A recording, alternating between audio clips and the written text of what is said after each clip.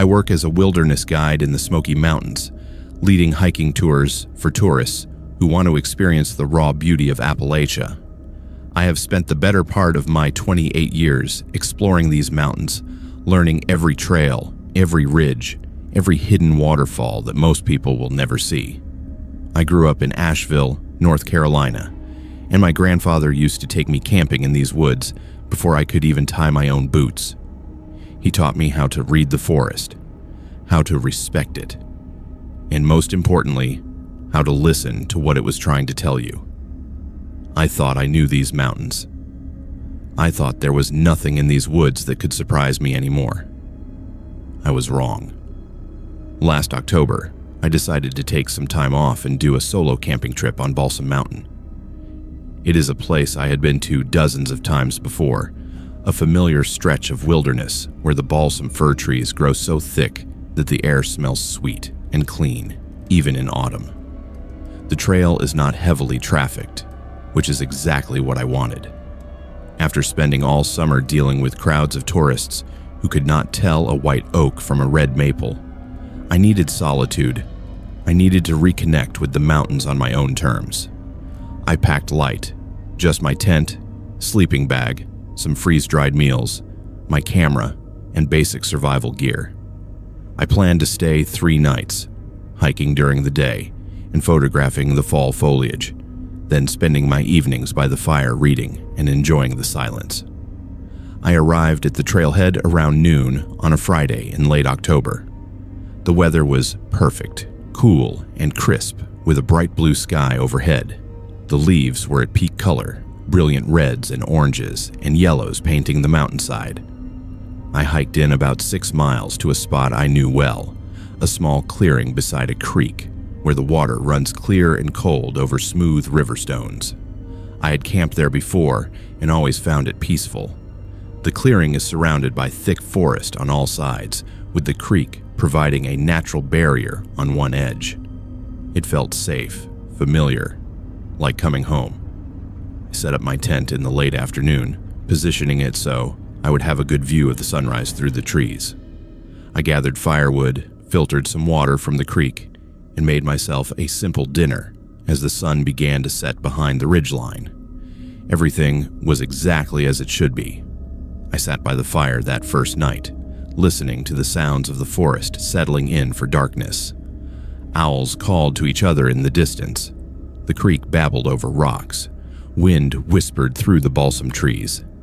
These were the sounds I had grown up with, sounds that brought me comfort.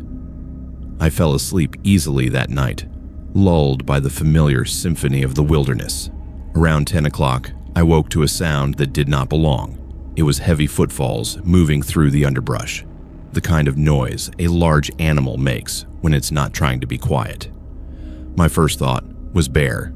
We have black bears all through these mountains, and they are generally more afraid of humans than we are of them. I lay still in my tent, listening.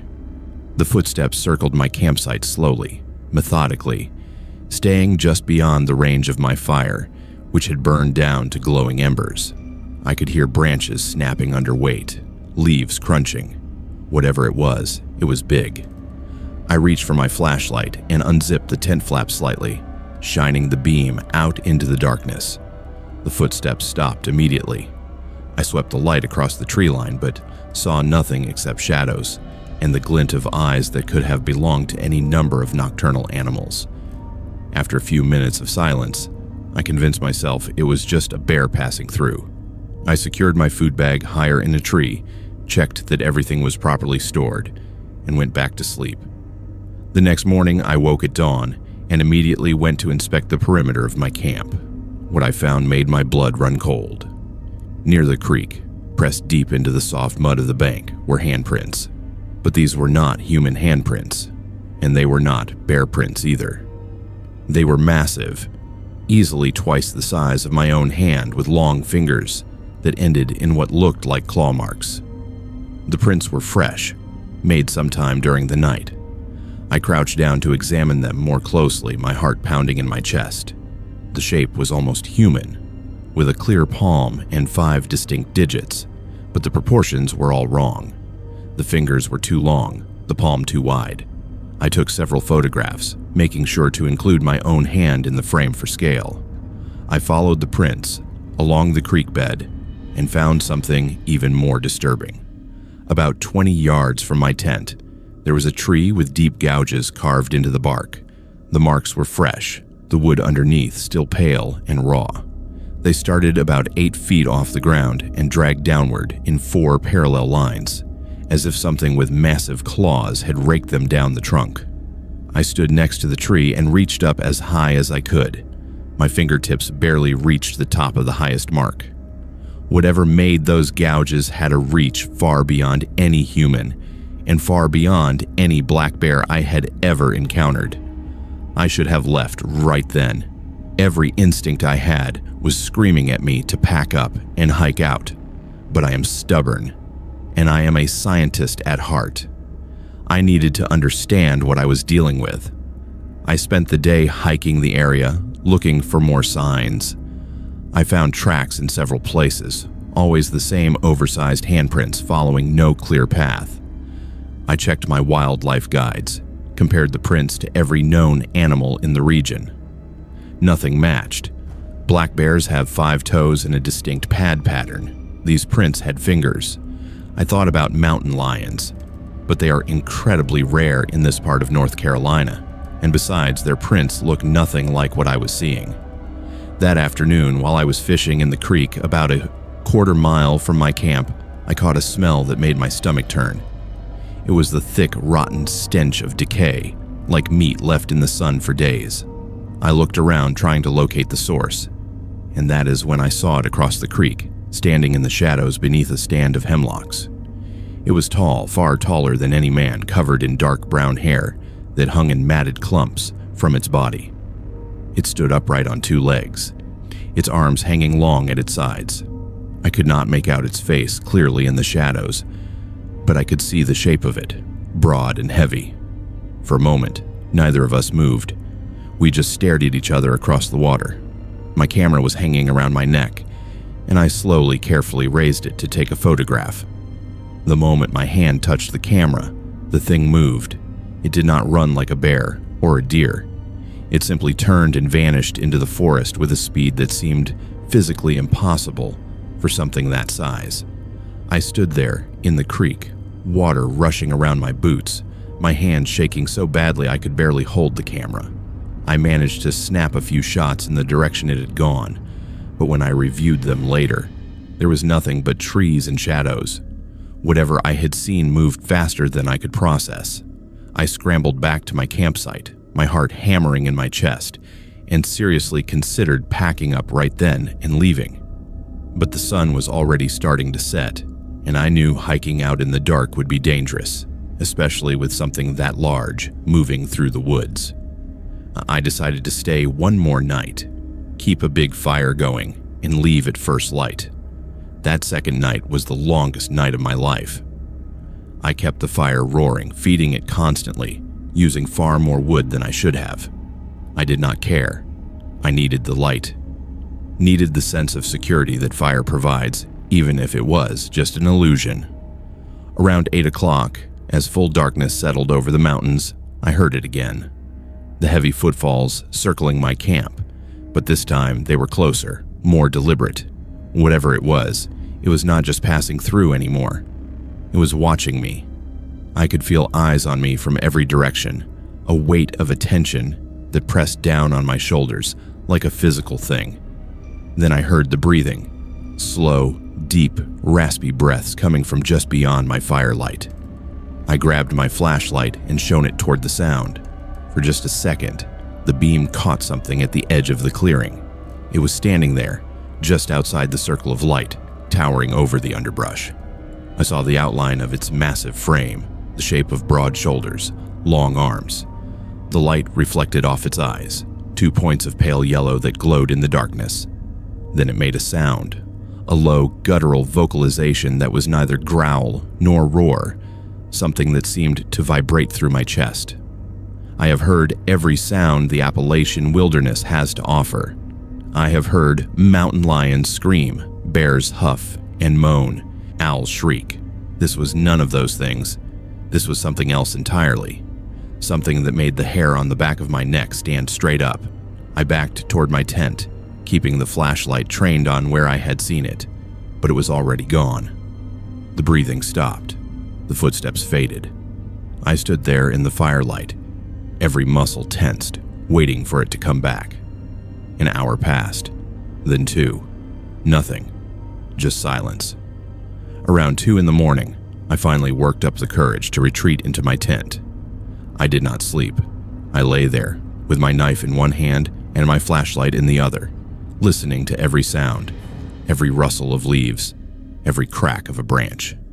Then, around 2:30, my tent started to shake. Something grabbed the rainfly and pulled, lifting one entire side of the tent off the ground. I could hear the fabric straining, the tent stakes pulling out of the earth one by one. I screamed, a raw, primal sound of pure terror, and slashed at the tent wall with my knife, not caring if I hit anything, just needing to fight back. Whatever had hold of my tent let go immediately. I heard it crash through the underbrush, moving away from my camp at incredible speed.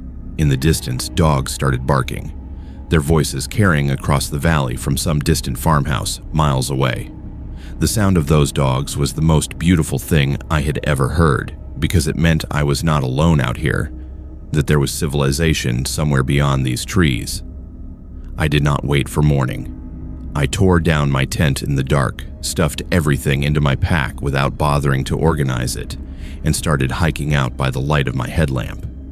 I did not care about the dangers of night hiking. I did not care about twisting an ankle or getting lost. I just needed to get away from that place, away from whatever was hunting me in those woods.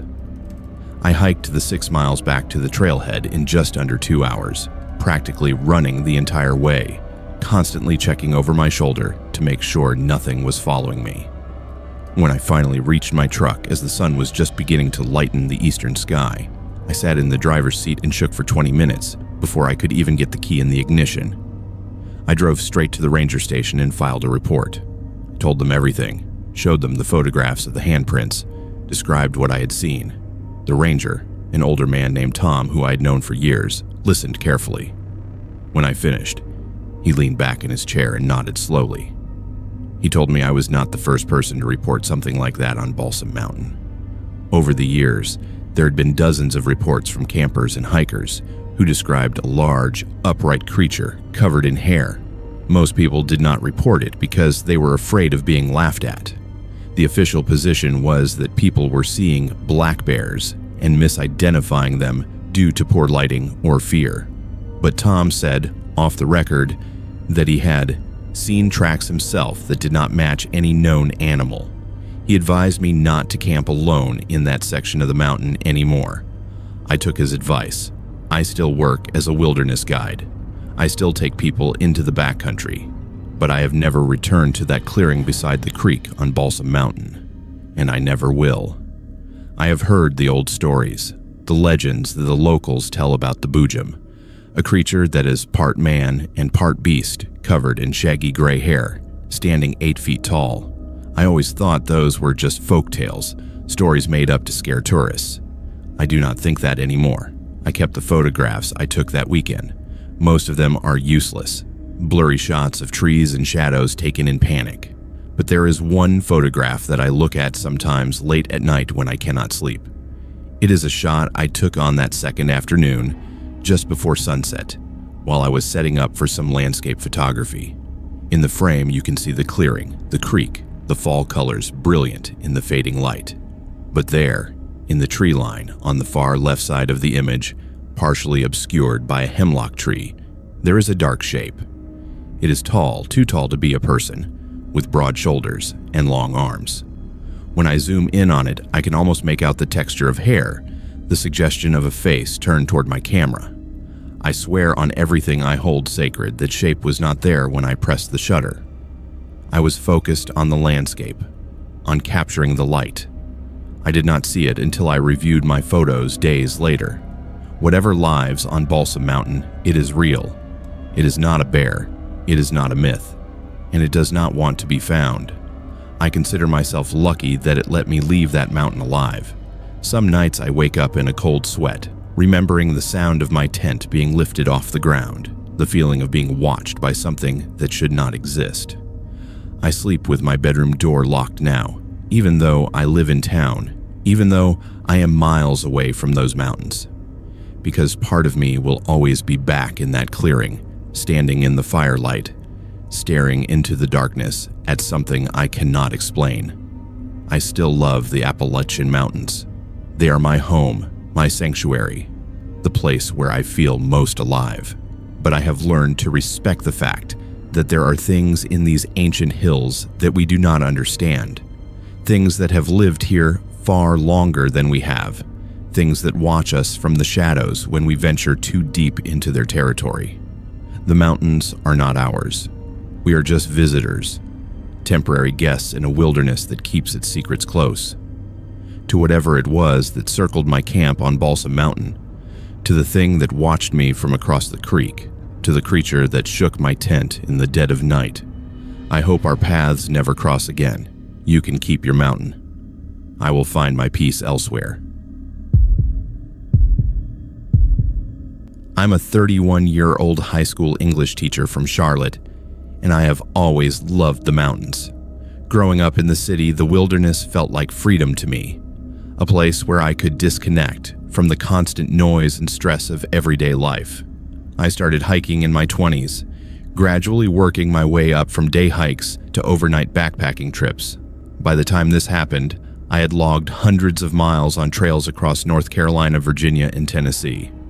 I thought I had seen everything these mountains had to offer. I had weathered storms, encountered bears, navigated by compass when trails disappeared. I considered myself experienced, prepared, confident, but nothing in all those years of hiking could have prepared me for what happened in Linville Gorge. It was early June, right after school let out for the summer. 3 of my friends and I decided to celebrate the end of the academic year with a camping trip. We chose Linville Gorge Wilderness, often called the Grand Canyon of North Carolina. The gorge is a massive geological formation, with the Linville River cutting through layers of ancient rock, creating sheer cliffs and deep valleys covered in dense forest. It is one of the few remaining wilderness areas in the eastern United States, which means no marked trails, no facilities, just raw nature. We had all been there before on day hikes, but this would be our first time camping in the backcountry. Our group consisted of myself, my friend Marcus, who I had known since college, his girlfriend Dana, and my friend Rachel, who taught science at the same school where I worked. We were all fit, all experienced hikers, and we had planned the trip carefully. We studied topographic maps, plotted our route, packed appropriate gear, and filed our hiking plan with a friend back in Charlotte. We entered the wilderness area on a Saturday morning in perfect weather, blue skies and temperatures in the mid-70s. The plan was to hike 3 miles from the trailhead to a backcountry site we had identified on the map, a small clearing near a creek that would give us access to water. The hike in was beautiful. The gorge is spectacular in early summer, with rhododendron and mountain laurel in full bloom, creating tunnels of white and pink flowers along the trail. We reached our campsite around 2 in the afternoon and spent the rest of the day setting up camp, filtering water from the creek, and exploring the immediate area. We found a perfect spot for our tents in a small clearing surrounded by thick rhododendron thickets that created a natural barrier on 3 sides. The 4th side opened onto the creek, which babbled pleasantly over smooth stones. It felt safe, secluded, peaceful. That evening we cooked dinner over our camp stoves, talking and laughing as the sun set behind the gorge walls. We watched the sky turn from blue to orange to purple, the stars beginning to emerge one by one. Marcus built a small fire in the established fire ring, and we sat around it telling stories, enjoying the warmth and the simple pleasure of being away from civilization. By 11 o'clock, we were all tired from the hike and ready for sleep. We extinguished the fire carefully, hung our food bags in a tree to keep them away from bears, and retreated to our tents. Marcus and Dana shared one tent, while Rachel and I shared another. I fell asleep quickly, exhausted from the hike and lulled by the sound of the creek. I have no idea what time it was when the screaming started, but it felt like I had only been asleep for an hour or so. The sound jolted me awake so violently that I sat straight up in my sleeping bag, my heart already pounding. It was a woman's scream, raw and desperate, the kind of sound someone makes when they are in mortal terror. It echoed through the gorge, bouncing off the rock walls, making it impossible to tell exactly where it was coming from. The scream lasted for several seconds, then cut off abruptly, leaving a ringing silence. Rachel grabbed my arm in the darkness. I could feel her trembling. From the other tent, I heard Marcus unzipping the door. We all emerged from our tents at the same time, our headlamps cutting beams through the darkness. We stood there in the clearing, listening, waiting. Nothing. Just the sound of the creek and the normal night sounds of the forest. Marcus asked if everyone was okay, if we had all heard it. We had. Dana thought maybe it was an animal, a fox or a bobcat. They can make sounds that are surprisingly human when they are mating or fighting. But I had heard foxes before, and this was different. This was a human voice. I was certain of it. We were still standing there, debating what to do, when it came again. The scream split the night, closer this time, coming from somewhere up the gorge wall to our east. It was definitely a woman, and she sounded like she was being murdered. The scream rose and fell, becoming a sobbing wail that made my skin crawl. Marcus grabbed his flashlight and shouted into the darkness, asking if anyone was out there, if anyone needed help. His voice echoed off the rocks. The screaming stopped. We waited, straining our ears. Silence. Then it started again, but this time it was coming from a different direction. From the west, down near the creek, and then, impossibly, from the north, up on the ridge above us, and then from the south. The screams were all around us now, circling our camp, coming from multiple directions at once. It sounded like there were several women out there in the darkness, all screaming in terror and pain. The sounds overlapped and echoed, creating a horrifying symphony of human suffering that seemed to surround us completely. Rachel started crying. Dana was praying under her breath. Marcus kept sweeping his flashlight beam across the tree line, but the light only showed us the dense wall of rhododendron and the vertical rock faces rising above us. We could not see anything, but the screaming continued, sometimes fading to sobs, other times rising to shrieks that seemed to pierce straight through to my bones. I have never felt fear like that in my life. It was primal, overwhelming, the kind of fear that makes your legs weak and your hands shake.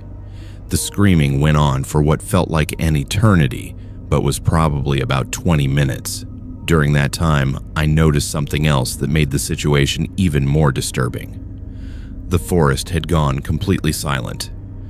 There were no insects chirping, no night birds calling, no rustling of small animals in the underbrush. It was as if every living thing except us and whatever was making those horrible sounds had fled the area. The only sounds were the screams and the creek, which suddenly seemed too loud, too insistent. Then, as abruptly as it had started, the screaming stopped. The silence that followed was somehow worse than the noise had been. We stood there in a tight group in the center of our clearing, our headlamps creating a small circle of light in the vast darkness. Nobody spoke for several minutes. Finally, Marcus suggested we all get back in our tents and try to sleep, reasoning that whatever was out there had moved on. Rachel refused to go back in the tent. She said she would rather sit by the fire for the rest of the night. We all agreed that was probably the better idea. Marcus rebuilt the fire while Dana and I retrieved our sleeping bags from the tents. We sat there for the next several hours, keeping the fire blazing, jumping at every sound. We tried to rationalize what we had heard. Maybe it was a group of hikers playing a prank. Maybe it was some kind of animal we were not familiar with. Maybe the acoustics of the gorge had distorted normal sounds into something that sounded human. But none of those explanations felt right. What we had heard was too clear, too human, too filled with genuine terror. Around 3 in the morning, I decided I needed to use the bathroom. I had been putting it off because I did not want to leave the safety of the firelight, but I could not wait any longer. I grabbed my flashlight and walked about 20 yards from camp to a spot behind some bushes. I was finishing up when I heard it. Footsteps. Someone was walking around our campsite, moving through the leaves and underbrush. The footsteps were slow, deliberate, circling the clearing. I froze, my heart hammering in my chest, and listened. The footsteps continued for a moment, then stopped. Then I heard humming. A woman's voice, humming a melody that sounded old and mournful, like a hymn or a lullaby from another century. I crept forward slowly, trying to see who it was without giving away my position. I reached the edge of the bushes and peered out toward our campsite.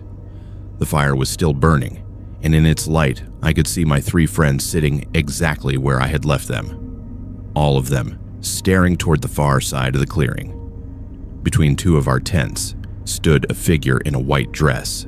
Even from where I was hiding, I could see that something was wrong with the figure. It was too pale, almost luminescent in the firelight.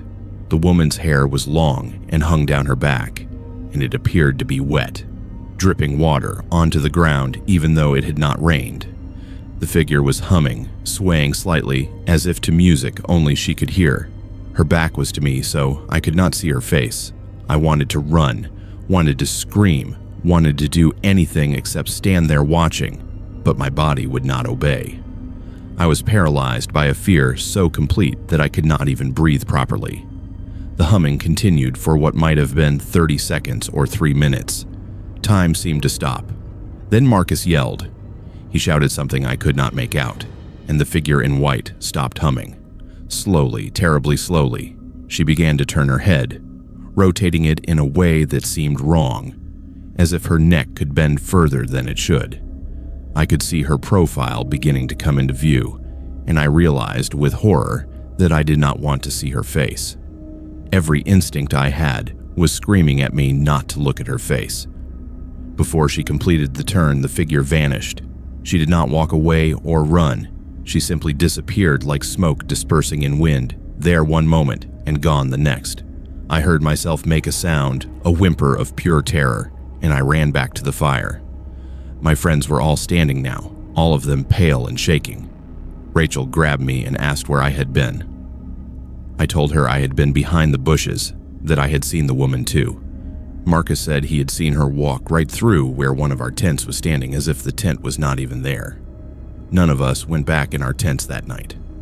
We sat by that fire, feeding it constantly, until the sky began to lighten with dawn. As soon as there was enough light to see by, we started packing up.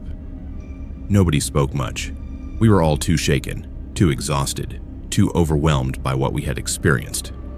We broke camp in record time and started hiking out. It was only after we reached the trailhead and were sitting in Marcus's car that someone finally said what we were all thinking. Dana pulled out her phone, which now had signal again, and started searching for information about Linville Gorge and ghosts. What she found made my blood run cold.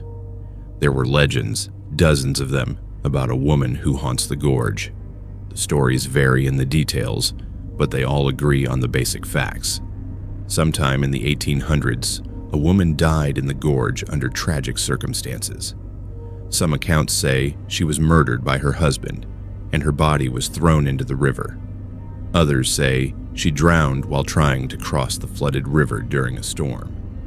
Still others claim she went mad with grief after losing her child and threw herself from the cliffs.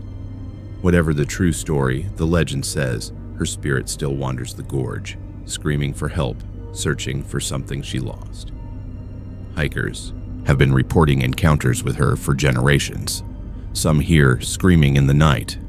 Others see a woman in white near the river. A few claim to have been touched or followed by something they could not see.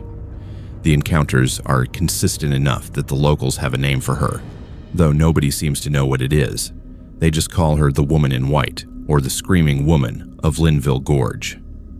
I researched further when I got home and found dozens of accounts on hiking forums and paranormal websites. People describing experiences almost identical to ours. The screaming from multiple directions, the complete silence of the forest, the figure in white appearing near campsites. Some of the accounts dated back decades. In a few cases, entire groups of experienced hikers had abandoned their trips and hiked out in the middle of the night, just like we did. I have never been back to Linville Gorge. My friends have not either. We have never really talked about what happened that night, except for one conversation about a week after the trip where we all agreed that we had not imagined it, that we had all seen and heard the same things. Rachel stopped camping altogether after that. Marcus and Dana still hike, but they avoid wilderness areas now, sticking to established campgrounds with other people around. I still camp, still hike, still love the mountains. But I'm more careful now about where I go and what stories those places carry. The Appalachian Mountains are ancient, far older than human civilization in this part of the world. They have witnessed countless lives and deaths over thousands of years. Some places hold on to those memories, those tragedies, those lost souls. Linville Gorge is one of those places. The sound of that woman's scream still wakes me up sometimes in the middle of the night.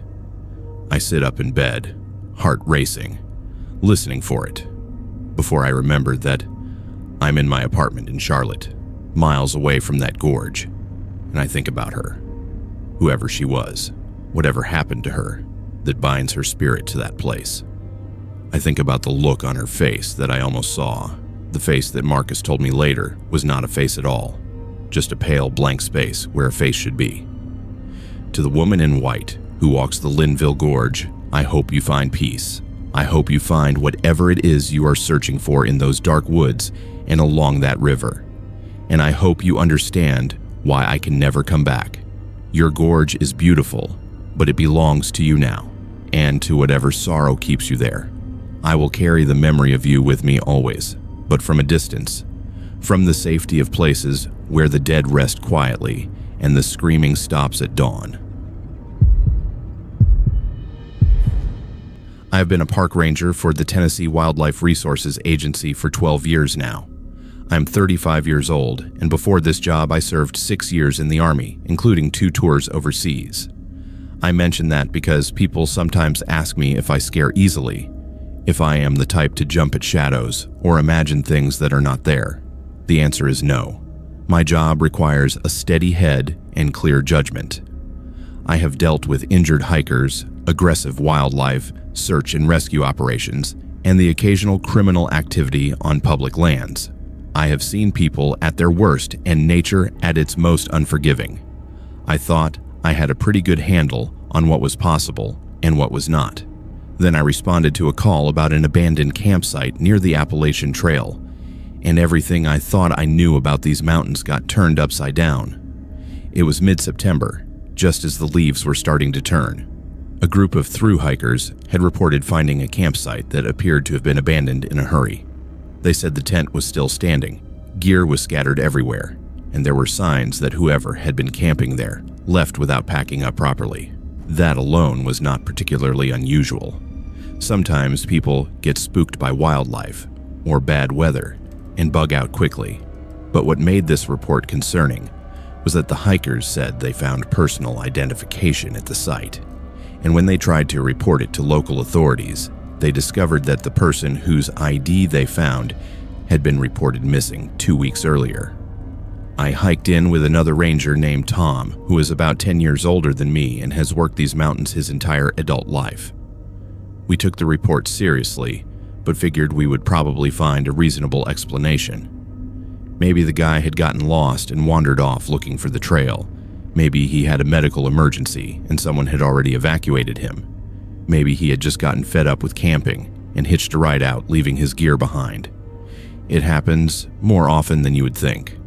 The campsite was about 3 miles from the nearest road, in a fairly remote section of forest. When we arrived, I immediately felt like something was off. The tent was partially collapsed, with what looked like claw marks shredded across the rainfly. The fabric was torn in long, parallel gashes that cut right through the heavy-duty nylon. Tom and I examined the marks carefully. They did not match any animal I was familiar with. Bear claws leave distinctive marks with a different spacing and depth. These looked almost like someone had taken a rake with 4 long tines and dragged it down the tent with incredible force. Inside the tent, the scene was even more disturbing. 2 sleeping bags had been shredded, the synthetic fill pulled out and scattered across the tent floor. Personal belongings were strewn everywhere. Clothes, a first aid kit, toiletries, a camping stove. In the corner of the tent, we found a wallet containing a driver's license for David Marsh, 29 years old, from Columbus, Ohio. According to our database, David had been reported missing by his family on September 3rd. They said he had called them from a gas station in Tennessee 2 weeks prior, telling them he was going on a solo camping trip along the Appalachian Trail. That was the last time anyone had heard from him. What really got my attention, though, were the Polaroid photographs. They were scattered around the tent and in a circle around the fire pit, maybe 40 or 50 of them in total. Every single one had been taken at night using a flash. The photos showed the campsite from different angles and distances, all taken from outside the tent looking in. It was as if someone had spent multiple nights walking around the site, documenting it, photographing it from every possible vantage point. In several of the photos, you could see the tent with the entrance zipped shut, the glow of a lantern visible through the fabric. And in those photos, standing at the very edge of the frame, where the flash barely reached, there was a figure. The figure was tall and dark, mostly obscured by shadow and the surrounding trees. But you could make out the basic shape, upright, humanoid, with what might have been arms hanging at its sides. The figure appeared in at least a dozen different photos, always at the edge of the light, always watching the tent. In a few of the images, it was closer, and you could see more detail. Whatever it was not wearing clothes. The surface of its body seemed rough and dark, almost like bark or matted hair.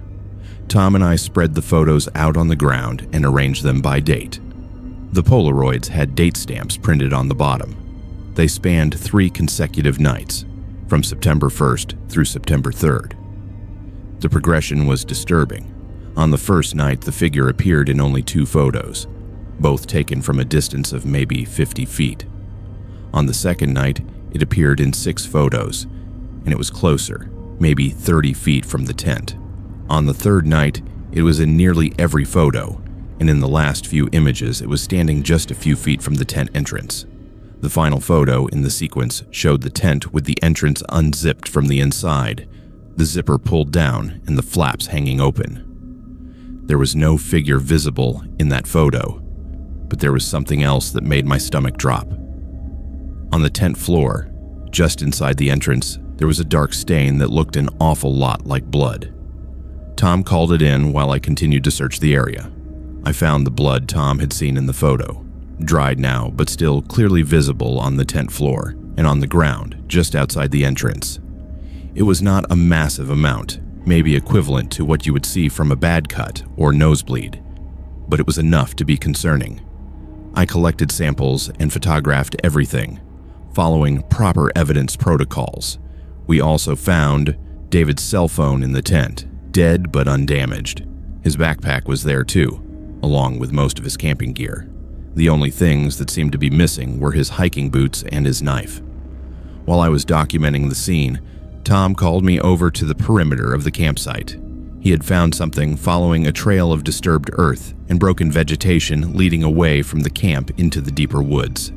We followed it for about 200 yards, moving carefully, both of us on high alert. The trail led to a small clearing where the ground had been recently excavated. Someone or something had dug a hole in the earth, roughly 6 feet long and 3 feet deep. It looked exactly like a grave, but it was empty. The dirt that had been removed was piled nearby, and the hole itself showed signs of having been dug hastily with a shovel or similar tool. There were boot prints in the soft earth around the hole, human prints that matched the size and tread pattern we would expect from hiking boots. That was when I saw the tree. About 10 feet from the empty grave, carved into the bark of a large oak tree, were 4 words gouged deep into the wood. He followed me home. The carving was fresh, the wood underneath still light-colored in weeping sap. The letters were shaky and uneven, carved by someone in a state of panic or extreme distress. Tom and I stood there, looking at that message, and I felt the hair on the back of my neck stand up. I have been in dangerous situations before. I have faced down aggressive bears, armed poachers, and situations where lives were at immediate risk. But standing in that clearing, looking at that empty grave and those 4 desperate words, I felt a type of fear I had never experienced before. It was the fear of something unknown, something that did not follow the rules I understood. As we stood there, I heard something moving through the woods. Footsteps, heavy and deliberate, coming from somewhere to our east. Tom heard it too.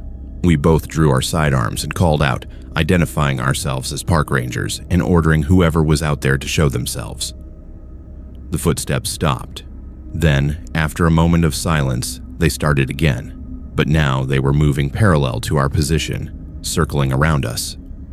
We could not see anything through the dense undergrowth, but we could hear it moving, branches snapping under weight. Tom keyed his radio and called for backup, requesting additional rangers and local law enforcement. I kept my weapon trained on the direction of the sound, my finger on the trigger guard, ready but not wanting to shoot at something I could not identify. The footsteps continued for another 30 seconds, then stopped abruptly. We waited. Nothing. 5 minutes of absolute silence. Finally, Tom decided we should get back to the main trail and wait for backup there, rather than standing in a clearing where we were exposed and vulnerable. We made our way back to the campsite and then out to the main trail, moving quickly but carefully, both of us checking over our shoulders constantly. We did not see anything or anyone, but the feeling of being watched never went away. It followed us all the way back to the trailhead. Law enforcement arrived within an hour. We led a team of officers back to the site, showed them everything we had found, and turned over the evidence we had collected. They treated it as a potential crime scene and began a full investigation. Over the next few days, search teams combed the area looking for David Marsh. They brought in cadaver dogs, helicopter support, and volunteers from local search and rescue organizations. They found nothing. No body, no additional evidence, no sign of where David might have gone. The photos were analyzed by both the state police and eventually the FBI, but they could not determine what the figure in the images was. Some investigators thought it might be another person playing a prank or stalking David. Others suggested it could be a trick of light and shadow, pareidolia making us see a human shape where there was none. But nobody could explain why someone would take dozens of photos of their own campsite from outside their tent over multiple nights, or why they would document what appeared to be someone or something stalking them without calling for help or leaving the area. The case remains open.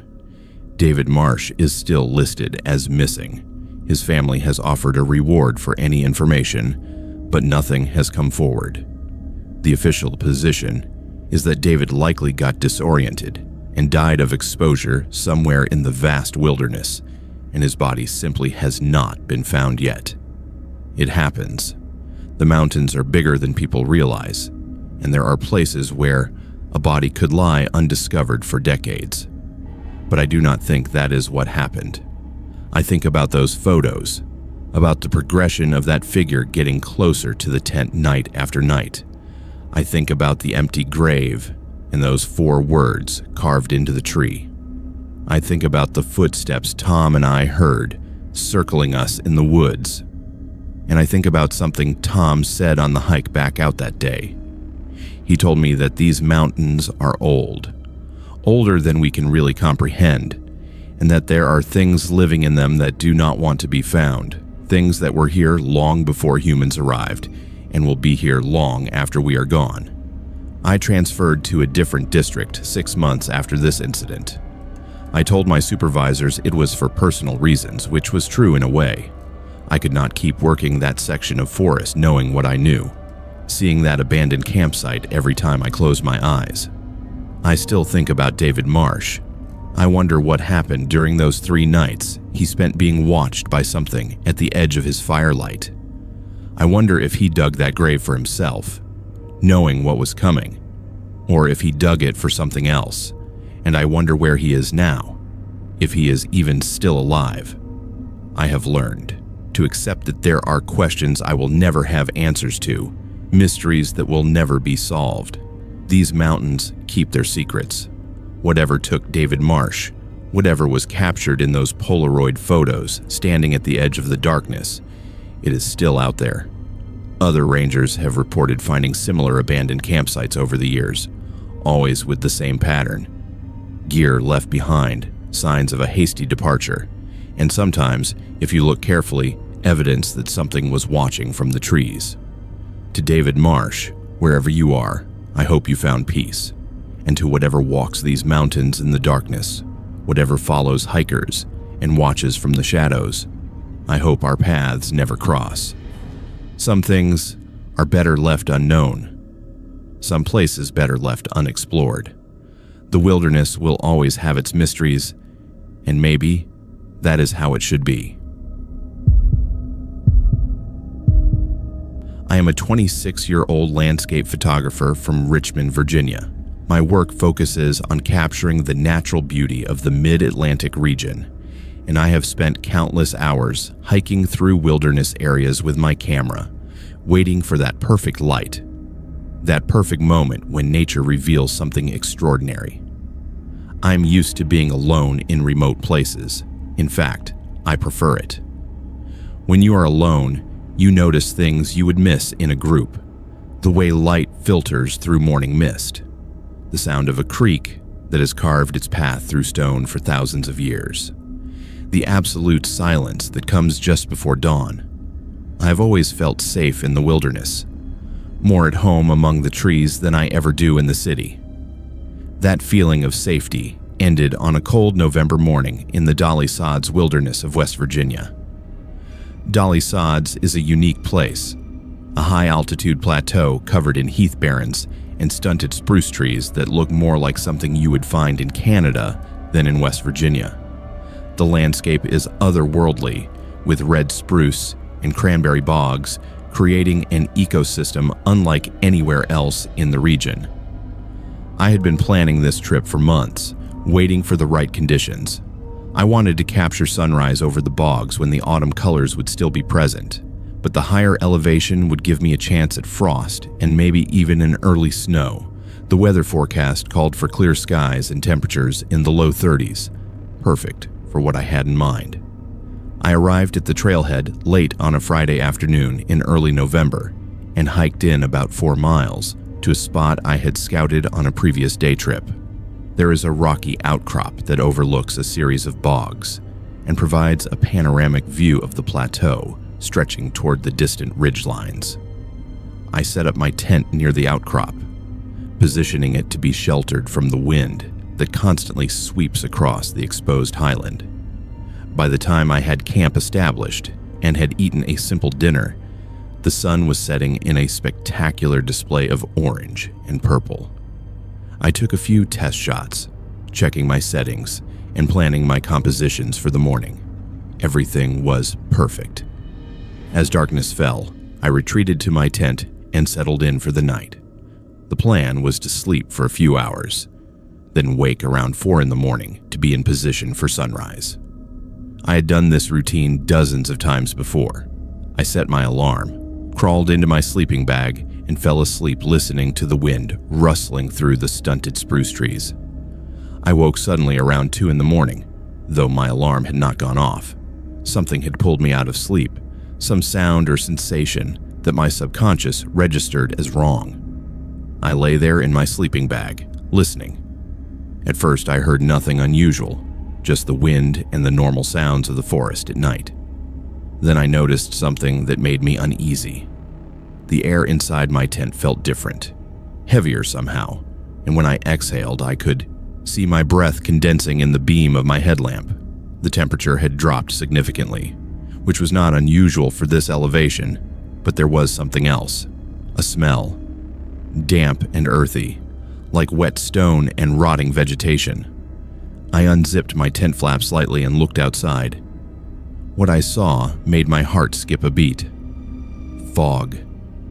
Thick, dense fog that had rolled in while I was sleeping, reducing visibility to just a few feet. I could barely see the outline of the rocks I had been standing on just hours earlier. The fog was so thick that my headlamp beams simply disappeared into white mist. I had checked the weather forecast carefully before this trip. There had been no mention of fog. At this elevation, fog was not uncommon, but this seemed different, unnaturally dense. I zipped the tent back up and tried to go back to sleep, but I could not shake the feeling of unease. That was when I heard the first sound, metal on stone. A slow, rhythmic scraping like someone dragging a chain or a piece of metal across the rocky ground. The sound was distant at first, maybe 100 yards away, but it was distinct. Scrape, pause, scrape, pause. The rhythm was too regular to be a natural sound, too deliberate. I grabbed my flashlight and listened.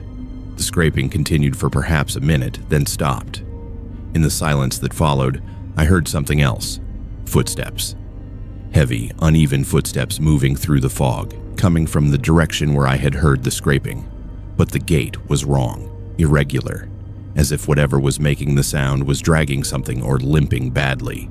The footsteps moved slowly, and from the sound of it, they were circling my campsite, staying just beyond the range where I could see anything in the fog. I sat there in my tent, barely breathing, trying to rationalize what I was hearing. It could be another hiker, I told myself, though that seemed unlikely. Dolly Sods was not heavily trafficked, especially not in November, and especially not in the middle of the night. It could be an animal, though I could not think of any animal that made sounds like that. The footsteps continued, a slow circuit around my tent that took several minutes to complete. Then they stopped. In the silence that followed, I heard breathing. Slow, raspy breathing that sounded labored and wet, like someone struggling to draw air through damaged lungs. The sound was close, maybe 10 feet from my tent. I wanted to call out, to ask who was there, but something deep in my gut told me that was a terrible idea. Some primitive part of my brain was screaming at me to stay silent, to not let whatever was out there know I was awake. Then I heard my name, a voice, low and distorted, speaking from somewhere in the fog. Grace. Just my name, nothing more. The voice was wrong, the inflection off, as if someone who did not quite understand human speech was trying to form the word. I felt ice run down my spine. I had not told anyone my name. I had not spoken to another person since leaving my car at the trailhead the day before. There was no way anyone out here should know my name. The voice spoke again, slightly louder this time. Grace, come outside. The words were slow and deliberate, each syllable pronounced carefully but incorrectly, with stress in all the wrong places. I did not respond.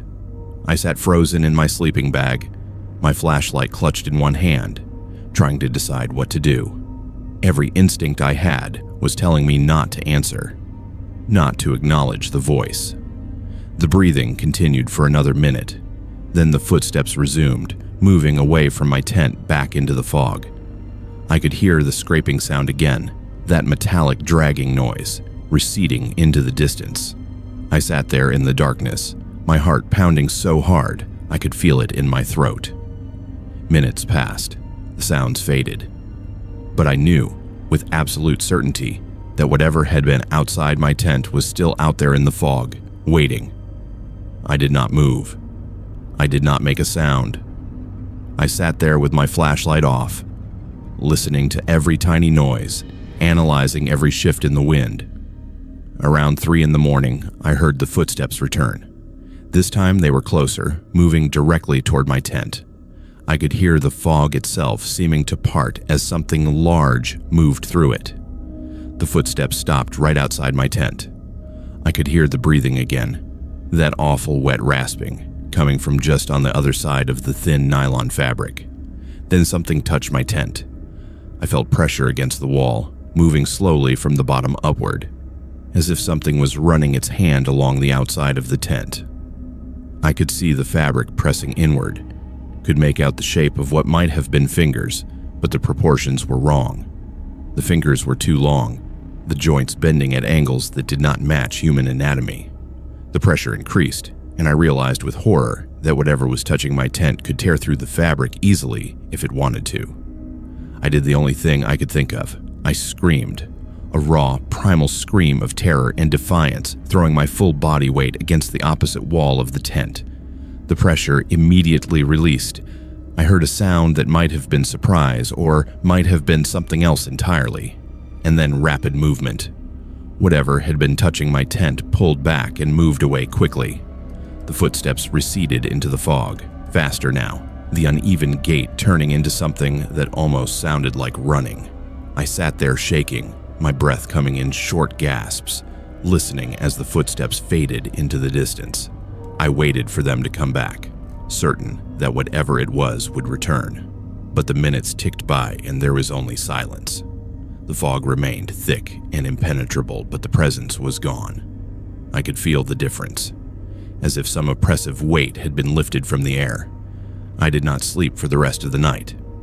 I sat in my tent with my knife in one hand and my flashlight in the other, jumping at every sound. When the first gray light of dawn began to filter through the fog, I had never been so grateful to see morning. As the sun rose, the fog began to lift, burning off in patches to reveal the familiar landscape of rock and scrub that had seemed so beautiful just hours before. As soon as there was enough light to see, I emerged from my tent and examined the area. I found my tent stakes on one side had been pulled partially out of the ground, as if something had indeed been pushing against the tent with significant force. On the fabric itself, I found something that made my blood run cold. Handprints, or what looked like handprints. They were pressed into the condensation that had formed on the tent during the night, dozens of them, different sizes, all over the side of my tent. But the prints were not quite right. The fingers were too long, and there seemed to be too many of them. I looked around the immediate area for footprints, for any physical evidence of what had been circling my camp. The ground was rocky with patches of moss and low vegetation, not ideal for preserving tracks, but I did find a few impressions in the softer ground near the creek. They were large, roughly humanoid in shape, but the depth and spacing suggested something much heavier than a person. I photographed them with my camera, making sure to include a lens cap for scale. I packed up my tent as quickly as I have ever packed anything in my life. I did not wait for sunrise photos, did not stop to admire the landscape, did not do any of the things I had hiked in there to do. I just wanted to get out. I hiked the 4 miles back to the trailhead in record time, practically running the last mile when I finally caught sight of the parking area. My car was the only vehicle there. I threw my gear in the back and sat in the driver's seat, shaking, trying to process what had happened. After I calmed down enough to drive, I went to the nearest ranger station and filed a report. The ranger on duty listened to my account carefully and took notes, but I could see the skepticism in his eyes. When I mentioned the voice calling my name, he asked if I had my name written anywhere on my gear. I checked. On the outside pocket of my backpack, which I had left leaning against a rock outside my tent, I'd written my name in permanent marker along with my phone number, a precaution in case I ever lost it. The ranger suggested that perhaps another hiker had seen my name and was playing a prank, but that did not explain the handprints, the breathing, the uneven footsteps, or the fog that appeared without warning. I did my own research later. Dolly Sods has a reputation among locals for being a strange place. The name itself comes from an old German family who grazed cattle there in the 19th century. But before that, before European settlement, the area was considered sacred by the Native Americans who lived in the region. Some sources claim they avoided camping there, believing the plateau was home to spirits that did not welcome human presence. I found online accounts from other hikers who reported similar experiences. Unexplained fog, voices calling from the mist, The feeling of being watched or followed. One account described a figure seen moving through the fog, tall and thin, with limbs that seemed too long for its body. I still have the photographs I took that morning after the fog lifted. The images of the handprints on my tent are clear enough to see the abnormal finger length and spacing.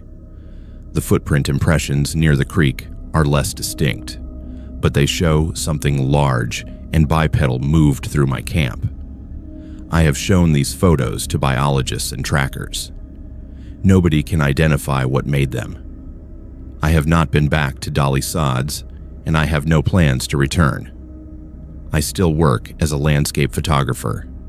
I still camp alone in remote places, but I'm more careful now about where I go and what stories those places carry. I research the history, the folklore, the whispered warnings that get dismissed as superstition, because that night taught me that some of those warnings are based on truth, to whatever was in that fog, to the thing that called my name and touched my tent with those impossible fingers. I hope you stay in that highland wilderness. I hope you remain content to wander those bogs and rocky outcrops far from civilization. And I hope that anyone who reads this will think twice before camping alone in Dolly Sods, especially when the fog rolls in thick and heavy and the voices start calling from the mist. Jack. I'm a 30-year-old history teacher from Nashville, Tennessee, and I have always been fascinated by local folklore and the stories that shape regional identity.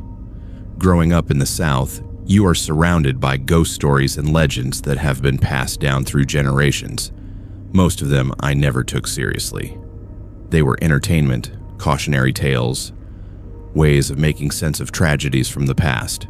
But there was one legend that always intrigued me more than the others: the Bell Witch of Adams, Tennessee. It is one of the most documented hauntings in American history, with accounts dating back to the early 1800s. The story goes that a malevolent entity tormented the Bell family for years, physically attacking them, speaking in voices, and ultimately causing the death of the family patriarch John Bell. The cave on their property is said to still be haunted by this entity. I had driven past the Bell Witch Cave dozens of times over the years, always meaning to visit, but never quite making the time. This past October, I decided to do more than just visit.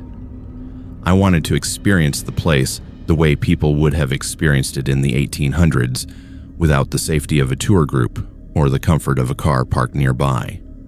I planned a solo camping trip on public land adjacent to the historic Bell property. I knew it was probably a stupid idea, but I convinced myself it was for research purposes. I teach American history, and the Bell Witch case is a fascinating example of how folklore intersects with documented historical events. Multiple credible witnesses, including Andrew Jackson, reported encountering the entity. I wanted to see if there was any truth to the persistent reports of paranormal activity in the area. I arrived on a Friday afternoon in late October and set up my tent in a small clearing about a quarter mile from the cave entrance. The property where the original Bell homestead stood is now privately owned, but the cave itself is a tourist attraction that closes at dusk. I plan to explore the area during the day and then spend the night camping nearby. The weather was perfect for autumn camping, cool but not cold, with clear skies and a forecast that promised no rain. I set up camp, made dinner over my portable stove, and spent the evening reading historical accounts of the Bell Witch haunting by the light of my camping lantern. According to the legend, the entity first appeared to the Bell family in 1817, manifesting as strange sounds, pulling blankets off beds, and eventually developing the ability to speak. It claimed to be several different spirits at various times, but most often identified itself as Kate Batts, a neighbor woman who had a dispute with John Bell over land. The entity tormented the family for 4 years, with particular focus on John Bell and his daughter Betsy. John Bell died in 1820 under mysterious circumstances, claiming the entity had poisoned him. After his death, the entity claimed responsibility and then largely disappeared, though it promised to return. The cave on the Bell property was said to be a focal point of the paranormal activity, and visitors have reported strange experiences there for nearly 200 years. I went to bed around 11 that night feeling a little foolish for being nervous, but unable to shake a sense of unease. The forest was quiet, almost too quiet, with none of the usual night sounds you expect in the woods. Around midnight, I was jolted awake by the sound of laughter. It was a woman's laugh, high and mocking, echoing through the trees. The sound seemed to come from multiple directions at once, as if several women were laughing at the same time. I sat up in my sleeping bag, my heart already pounding. The laughter continued for perhaps 30 seconds, then stopped abruptly. I grabbed my flashlight and listened. Silence. I told myself it was probably teenagers playing pranks, trying to scare campers near the famous haunted cave. But the rationalization felt hollow. After a few minutes of silence, I started to relax. Then the rocks started. Small pebbles and stones began hitting my tent from outside, pelting the fabric with sharp, snapping sounds. I yelled out, telling whoever was doing it to stop, that this was not funny. The rocks stopped immediately, but now I could hear whispers, dozens of overlapping voices speaking in a language I did not recognize, or perhaps speaking English, but too softly and too quickly for me to make out individual words. The whispers surrounded my tent, moving in a circle around me. My camping lantern, which I had turned off before going to sleep, suddenly flickered on by itself. The battery was fresh, installed just that afternoon. The light pulsed in a rhythm that seemed almost deliberate, like a heartbeat. Then the temperature inside my tent dropped dramatically. I went from being comfortable in my sleeping bag to being able to see my breath in the span of maybe 10 seconds. I could feel the cold radiating through the fabric of the tent, unnatural and oppressive. Something grabbed my sleeping bag from the bottom and pulled, hard.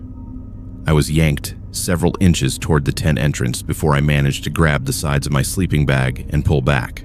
The tugging continued, a tug of war with something I could not see, something strong enough that I was losing ground. My tent stakes started pulling out of the ground one by one, the tent beginning to collapse as whatever was outside continued pulling. I was shouting now, yelling for it to stop, pulling back with all my strength. Finally, after what felt like an eternity, but was probably only 30 seconds, the pulling stopped. I lay there gasping, my heart hammering, my hands shaking. The tent was partially collapsed around me, the stakes on one side pulled completely out of the ground. The temperature was still freezing. My breath came out in clouds of vapor. Then the whispers started again, but this time they coalesced into words I could understand. Multiple voices speaking in unison, some male, some female, some that sounded impossibly old and raspy. They said, "You should not have come here." I scrambled out of the collapsed tent, fighting with the nylon fabric, finally emerging into the night air. The temperature outside was normal, maybe 50 degrees. A stark contrast to the freezing air inside my tent. I stood there in my long underwear and boots, flashlight in one hand, looking around wildly. The forest was dark, my flashlight beam cutting through the blackness, but revealing nothing unusual, just trees and shadows. Then I saw her. About 20 feet away, standing between two trees, there was a figure. A woman in old-fashioned clothing, a long dress that might have been from the 1800s. Even in the dim light from my flashlight, I could see that something was wrong with her. Her eyes were completely black, no whites visible, just empty dark holes in her pale face. Her mouth was open, impossibly wide, wider than any human jaw should be able to open. And as I stared in frozen horror, she released a sound that I can only describe as a shriek. It was not a human sound. It was metal grinding on bone, glass breaking, nails on a chalkboard, all the most painful sounds you can imagine compressed into one terrible noise that seemed to pierce straight through my skull. I ran. I did not think about my camping gear, my car keys, my wallet, anything. I just ran through the dark woods toward where I thought the road was. Branches whipped my face. I tripped over roots and rocks. Behind me, I could hear footsteps, keeping pace with me, matching my stride. I didn't look back. I kept running, my lungs burning, my legs screaming in protest. When I finally broke through the tree line onto the gravel road that led to the parking area, I looked back. The figure was standing at the edge of the trees, motionless, watching me. As I stood there gasping for breath, she slowly raised one hand and pointed at me. Then she smiled, and that smile was worse than the scream had been, full of malice and ancient hatred. I ran the half mile to the parking area where my car was locked. I had left my keys in my tent. I was standing there in my long underwear at 2 a.m, no keys, no phone, no way to get home, and no intention of going back into those woods. I started walking toward the main road, figuring I could flag down a car or walk to the nearest house. After maybe 15 minutes of walking, headlights appeared behind me. I turned and saw a pickup truck slowing down. The driver was an older man, probably in his 60s, and he rolled down his window and asked if I was okay. I must have looked insane, standing there in my underwear, covered in scratches and dirt. I told him I had been camping and had a problem, that I needed help. He looked at me for a long moment, then said, "You were camping near the cave, were you not?" I nodded. He said, "Get in. You are not the first person to come running out of those woods in the middle of the night." His name was Robert, and he lived in Adams his whole life. As we drove back to the parking area so I could try to retrieve my belongings at first light, he told me stories. He said the entity, whatever it is, never really left. It quieted down for decades at a time, but it was always there. People who camp near the cave, especially around the anniversary of John Bell's death, often report experiences similar to mine. Strange sounds, objects moving, temperature drops, and sightings of a woman in old-fashioned clothing. He said most locals know better than to go near that area after dark. The cave tours are fine during the day with groups of people, but nighttime is when things get dangerous. We waited in his truck until dawn. Robert had a rifle in his truck, and he said he would go with me to retrieve my gear. When we hiked back to my campsite in the morning light, the scene was disturbing. My tent was not just collapsed, but shredded, the fabric torn in long strips, as if something with claws had ripped through it. My camping gear was scattered in a wide circle around the site. My sleeping bag was in a tree hanging from a branch 15 feet off the ground. There was no way the wind could have put it there. My car keys were lying in the center of where my tent had been, placed neatly on a flat rock. Robert helped me gather what was salvageable, and we hiked back out without speaking much. I did more research when I got home, diving deep into historical records and modern accounts. The Bell Witch is not just folklore. There are sworn testimonies from the 1800s, newspaper accounts, letters, and documents from credible witnesses who experienced the phenomena. Andrew Jackson reportedly encountered the entity during a visit to the Bell farm and left the next morning, declaring he would rather fight the British again than spend another night in that house. The entity has been investigated by paranormal researchers for decades, with many documenting strange occurrences at the cave and the surrounding area. What struck me most was the consistency of the reports. People described the same things: the laughter, the whispers, the physical attacks, the woman in old-fashioned clothing with the black eyes and impossible mouth. I have never gone back to Adams. I drive a different route now when traveling through that area, avoiding the road that passes the Bell Witch Cave. I sold all my camping gear because I could not shake the association with that night. My students sometimes ask me to tell ghost stories, and I tell them plenty, but I never tell them about the Bell Witch. Some stories are better left untold, some experiences better left unshared. To the entity in those woods, to Kate Batts or whatever you truly are, you made your point. I heard you, I felt you, I saw you, and I will never return. The cave is yours, the forest is yours, Adams, Tennessee is yours. I wanted to know if the legend was true, if there was any reality behind the stories. I have my answer now, and it is an answer I wish I did not have. Some doors, once opened, cannot be fully closed. Some knowledge changes you in ways you cannot undo. I sleep with the lights on now more often than I care to admit. And sometimes, late at night, I hear laughter in the distance that sounds too familiar, too mocking, too real to be my imagination. I am a 27-year-old nurse working in Knoxville, Tennessee, and my boyfriend Lucas and I share a love of the outdoors that brought us together 3 years ago. We met on a hiking trail, actually, both of us solo hiking and striking up a conversation at a scenic overlook. Since then, we have spent nearly every weekend exploring the wilderness areas of the Southeast. The Great Smoky Mountains have always been our favorite destination. Close enough for weekend trips, but vast enough that we discover something new every time we visit. We consider ourselves experienced hikers.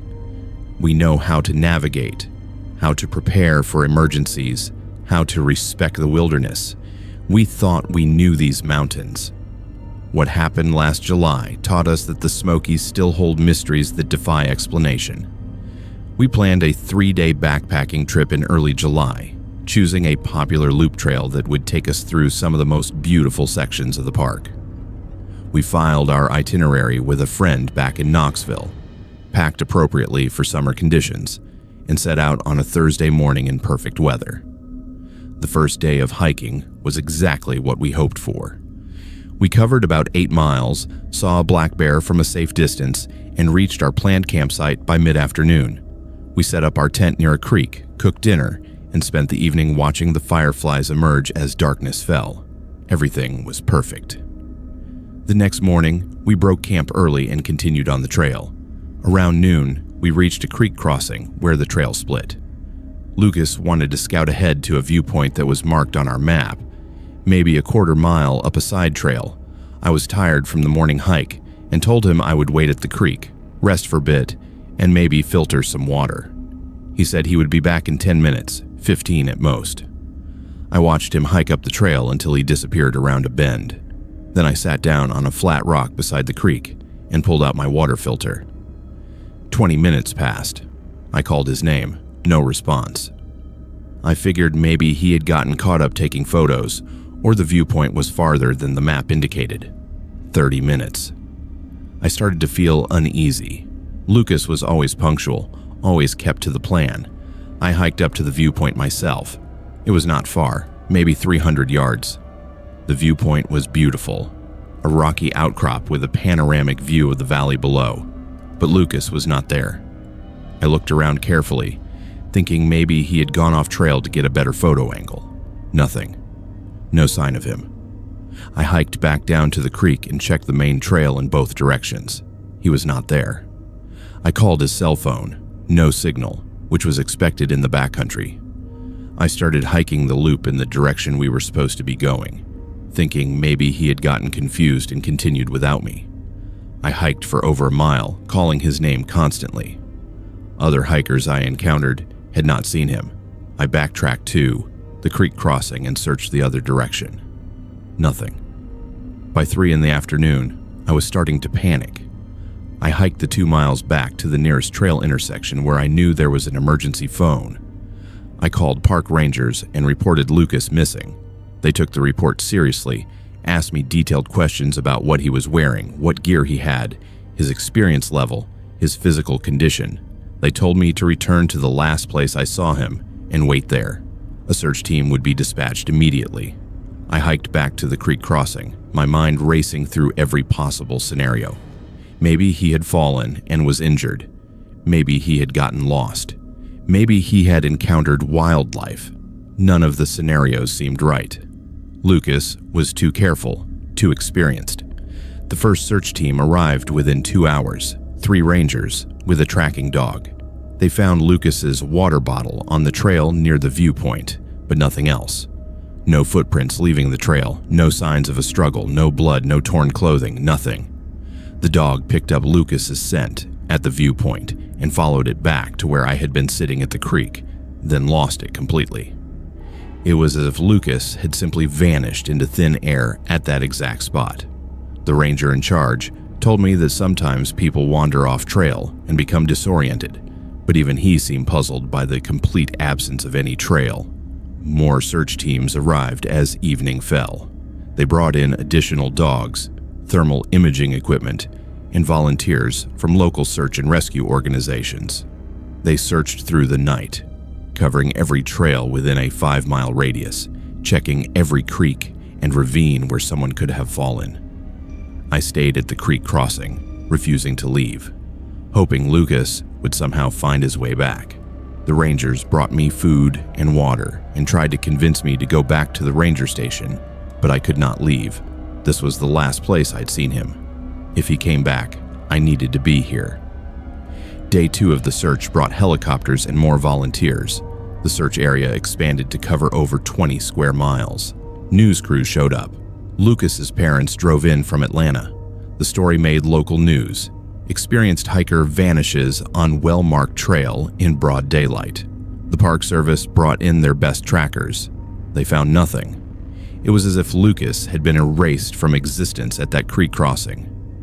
On the 4th day, I was sitting at the ranger station, exhausted and numb, when a ranger came in and said they had found someone. My heart leapt. They had found a hiker matching Lucas's description at a trailhead 8 miles away from where he disappeared. He was alive, walking out of the woods on his own, but he was disoriented and dehydrated. I rode with the rangers to meet him. When I saw Lucas, I barely recognized him. He had lost weight. His face was gaunt and sunburned. His clothes were torn, and his hiking boots were shredded as if he had walked through broken glass. But it was his eyes that scared me most. They were wide and confused, unfocused, as if he was not entirely present. He saw me and seemed to recognize me, but he could not speak coherently. Paramedics checked him over, gave him water, and transported him to the hospital. I rode in the ambulance with him, holding his hand, asking him what happened. He just stared at me with those confused eyes and said nothing. At the hospital, doctors found he was severely dehydrated and malnourished, with numerous cuts and abrasions on his feet and legs. But there was no head trauma, no signs of injury that would explain his condition. He was physically intact, just exhausted. When he was stable enough to talk, the questions began. Park rangers, his parents, the doctors, and me. We all wanted to know the same thing. What happened? Lucas could not tell us. He remembered hiking to the viewpoint. He remembered standing there looking at the valley. Then nothing. The next thing he remembered was standing on a completely different trail, watching the sunset, with no memory of how he got there or how much time had passed. He thought maybe an hour had gone by. 4 days had passed. He had no memory of those 4 days. No memory of walking, eating, sleeping, nothing. It was as if someone had pressed pause on his consciousness and then pressed play again days later and miles away. Medical tests showed no evidence of drugs or toxins in his system. No head injury to explain amnesia. Psychological evaluation found no evidence of a fugue state or dissociative episode. Lucas was healthy. His memory before and after the missing time was intact, but those 4 days were just gone, erased. When he tried to remember, he said it felt like reaching for something in a dark room that was not there. Not forgotten, but removed entirely. The Park Service could not explain it. The search area between where Lucas disappeared and where he reappeared was rough, difficult terrain that would take an experienced hiker a full day to cross. And Lucas had crossed it in boots that were destroyed, suggesting he had walked much farther than 8 miles. But he had no memory of the journey, no explanation for how he survived 4 days without food or water, and no recollection of where he had been. I started researching after we got home, looking for similar cases. What I found disturbed me deeply. The Great Smoky Mountains have an unusually high number of disappearances. People vanish on well-marked trails in broad daylight. Experienced hikers who know what they are doing. Some are never found. Others turn up days later, miles away, with no memory of the intervening time, just like Lucas. The pattern is consistent enough that some researchers have documented it, though there is no official explanation.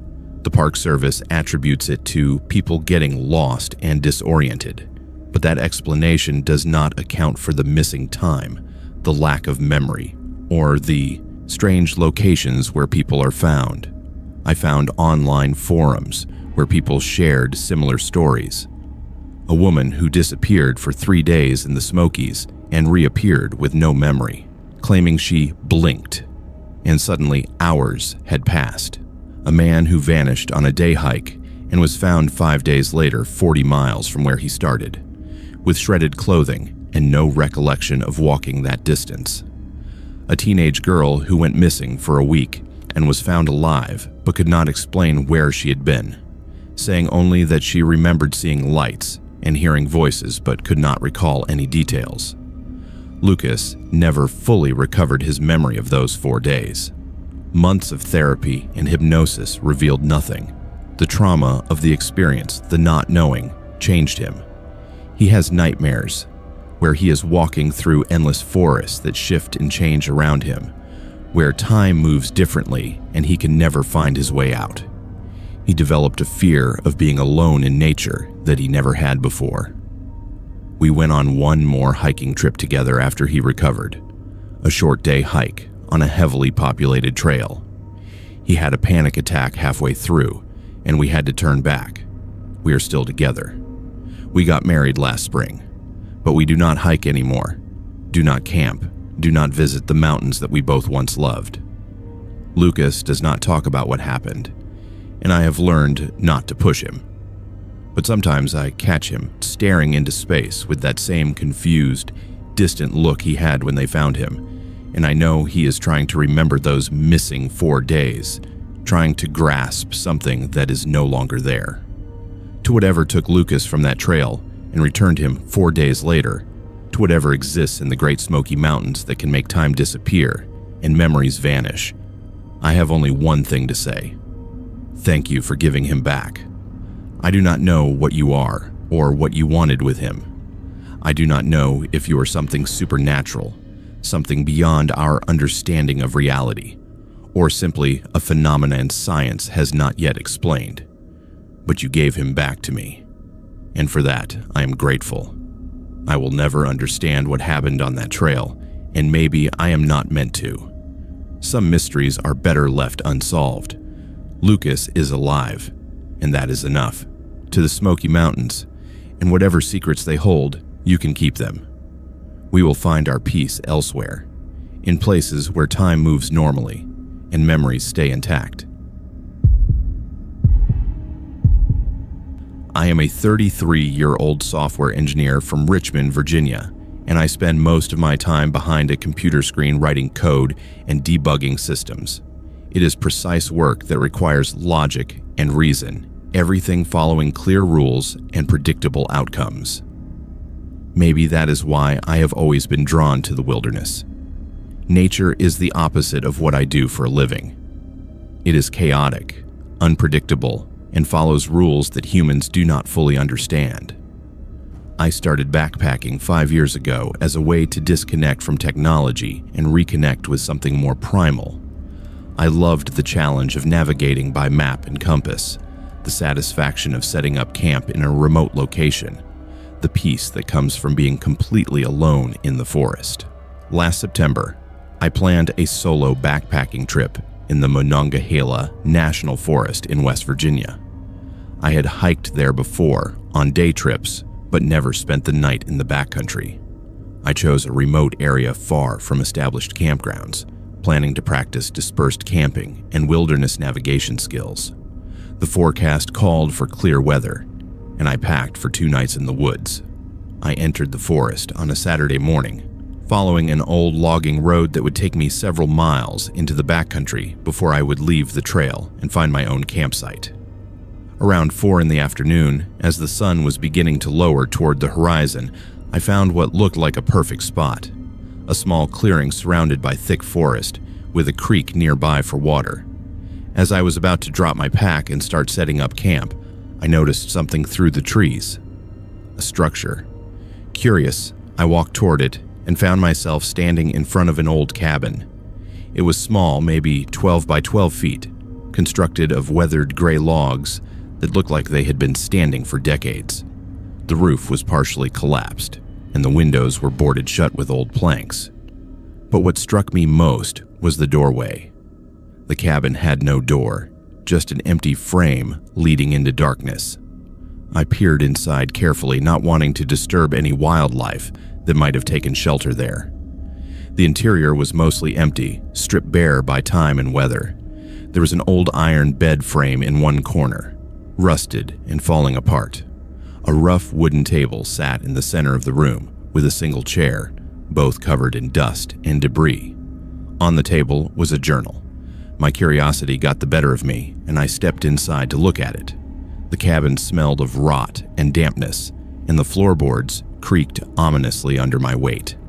The journal was old, bound in cracked leather with yellowed pages. I opened it carefully. The entries were written in shaky handwriting, dated from 1973. The first few pages described a man who had come to the cabin to get away from the noise of civilization, to find peace in the wilderness. But as I flipped through the pages, the tone changed. The entries became increasingly disturbed. The man wrote about hearing voices in the woods at night, about seeing shapes moving between the trees. He described how they watched him from the darkness, how he could feel their eyes on him even when he could not see them. He wrote about trying to leave but always finding himself back at the cabin, as if the forest itself was turning him around. The final entry, dated November 3rd, 1973, read, "If you are reading this, you are already too late. They will not let you leave either. The forest has claimed me, and now it will claim you. Do not try to run. Do not try to hide. They are always watching, and they are patient." I laughed it off as a creepy story, probably written by someone trying to scare future hikers. It was well done, I had to admit, but obviously fiction. I closed the journal and put it back on the table. I decided not to stay in the cabin itself, but to set up my tent about 100 yards away in the clearing I had initially spotted. I did not believe in ghosts or curses, but there was something unsettling about the place that made me want to keep my distance. I set up camp efficiently, filtered water from the creek, and made dinner as the sun set. As darkness fell, I found myself glancing toward the cabin more often than I wanted to admit. Even from 100 yards away, that empty doorway seemed to pull at my attention, a rectangle of deeper darkness against the dark forest.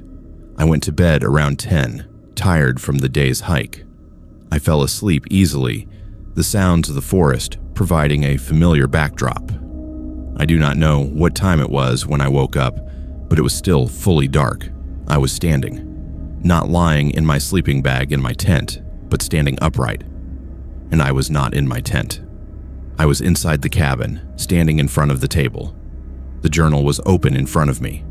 My headlamp was on, illuminating the page. And there, in my own handwriting, was a new entry dated that day. I tried to leave, but I'm still here. I had no memory of getting up, no memory of walking to the cabin, no memory of writing those words. But they were there, in my handwriting, in blue ink, from the pen I kept in my jacket pocket. My heart started pounding. I looked around the cabin. The empty doorway was behind me, and for just a moment, I thought I saw something outside, a shape darker than the darkness, watching. I did not wait to see if it was real. I ran. I crashed through the doorway, sprinting back toward my tent, my headlamp beam bouncing wildly. I could hear my own breathing, loud and ragged, and underneath it, I swear I heard footsteps behind me, matching my pace exactly. I did not look back. I reached my tent, grabbed my backpack without bothering to put anything away properly, and started hiking. I did not care that it was the middle of the night. I did not care about the danger of night hiking. I just needed to get away from that cabin, away from that forest. I hiked by headlamp for hours, following the old logging road back the way I had come. Several times I thought I heard footsteps behind me, the sound of someone or something moving through the forest parallel to the road. I kept my headlamp pointed forward and kept walking.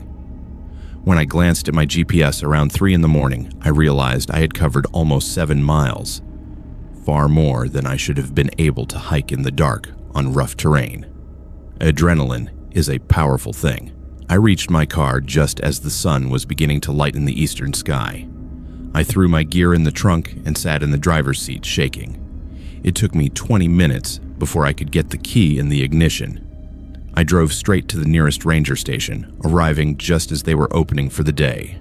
I told the ranger on duty what happened, showed him the journal I had grabbed from the cabin. He looked at it, flipped through the pages, and his expression grew serious when he saw the entry in my handwriting. He asked me if I could show him on a map where the cabin was located. I tried. I spent an hour with topographic maps trying to pinpoint the location. I knew roughly where I had entered the forest, knew which logging road I had followed, but I could not identify the exact location of the clearing and the cabin. The ranger made some calls.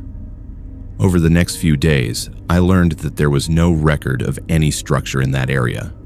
The National Forest maintains records of all historical buildings, old homesteads, and structures within its boundaries for preservation purposes. According to their database, there was nothing where I said I had found the cabin. I tried to find it again on satellite imagery.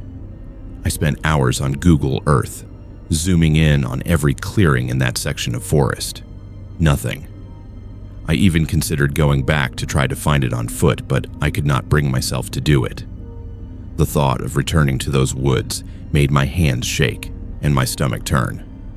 I kept the journal. I know I should have left it there or turned it over to authorities, but I needed proof that I had not imagined the whole thing. The entry in my handwriting was still there, dated September 23rd. I have shown it to friends, to co-workers, even to a psychologist. Nobody can explain it. Sleepwalking does not account for the level of detail or the fact that I navigated to the cabin in the dark and wrote a coherent sentence. There were no drugs in my system, no alcohol, no medication that could cause that kind of dissociative state. I did some research into the history of the Monongahela National Forest. The area was logged heavily in the early 1900s, and there were numerous temporary camps and structures built by logging companies. Many of these were abandoned when the timber was exhausted, and the land was eventually incorporated into the National Forest System. It is possible the cabin was one of these old logging structures, too remote or too damaged to be included in official records. But that does not explain the journal entries from 1973, or why I have no memory of writing in it, or why I cannot find the cabin again. The more I think about it, the more I question what was real. Did I really find that cabin, or did I dream the whole thing? But I have the journal. It is sitting on my desk right now, a physical object with weight and substance. The pages are real. The entry in my handwriting is real. I have checked the ink against other things I have written. It matches. It is my pen, my handwriting, my words, but I have no memory of writing them. I sold all my camping gear 2 months after this happened. I could not look at my tent without seeing that empty cabin doorway, without feeling the disorientation of waking up somewhere I should not be. I've not been hiking since. I tried once, a simple day hike on a popular trail near my home. I made it maybe half a mile before the anxiety became overwhelming and I had to turn back. The forest does not feel the same anymore. It feels like it is watching, waiting, patient. Some nights I wake up with the fear that I am standing somewhere I should not be, that I have walked in my sleep to some place I cannot escape. I check my apartment, make sure all the doors are locked, make sure I am where I am supposed to be. I started sleeping with the lights on, which seems ridiculous for a grown man, but the darkness reminds me too much of that cabin, of waking up with no memory of how I got there. I've tried to rationalize it. Maybe there is a medical explanation, some neurological condition that caused a temporary fugue state. Maybe the stress of being alone in the woods triggered something in my brain, but medical tests showed nothing abnormal. I'm healthy, My brain is fine. There is no physiological reason for what happened. The journal entry haunts me more than anything else. I tried to leave, but I'm still here. What does that mean? Did some part of me actually try to leave the forest that night and fail? Am I still there, in some way, wandering in those woods? Or did I tap into something else when I entered that cabin? Some echo of the man who wrote the original entries? Some residual consciousness that used my hand to write a message I did not intend? I do not have answers. I have only questions and a journal I cannot explain, and memories that do not connect properly. I know I went into the forest. I know I found a cabin. I know I woke up inside it with no memory of walking there. And I know I will never go back to find out what else I might discover. To the cabin with no door, wherever you are in that forest, I hope I never find you again. To whatever made me walk to you in the dark and put words on a page that I do not remember writing, I hope you stay in those woods. Some places are not meant to be found. Some experiences are not meant to be understood. I learned that lesson the hard way, and I will carry it with me for the rest of my life. The wilderness keeps its secrets, and sometimes those secrets keep a piece of you as, well. I am a 24-year-old graduate student studying environmental science at the University of Tennessee. My research focuses on highland ecosystems, which means I spend a lot of time in the field collecting data, taking measurements, and documenting plant and animal populations. I love my work because it gives me an excuse to be in the wilderness, to explore places most people never see. I've always felt comfortable in nature, more at home under the stars than in any building. That feeling of safety was shattered last August, during what should have been a routine camping trip in the Cherokee National Forest. My two best friends from my undergraduate program, Sarah and Emma, joined me for a weekend of camping and kayaking on one of the remote lakes in the forest. We had been planning the trip for months, coordinating our schedules to find a weekend when all three of us were free.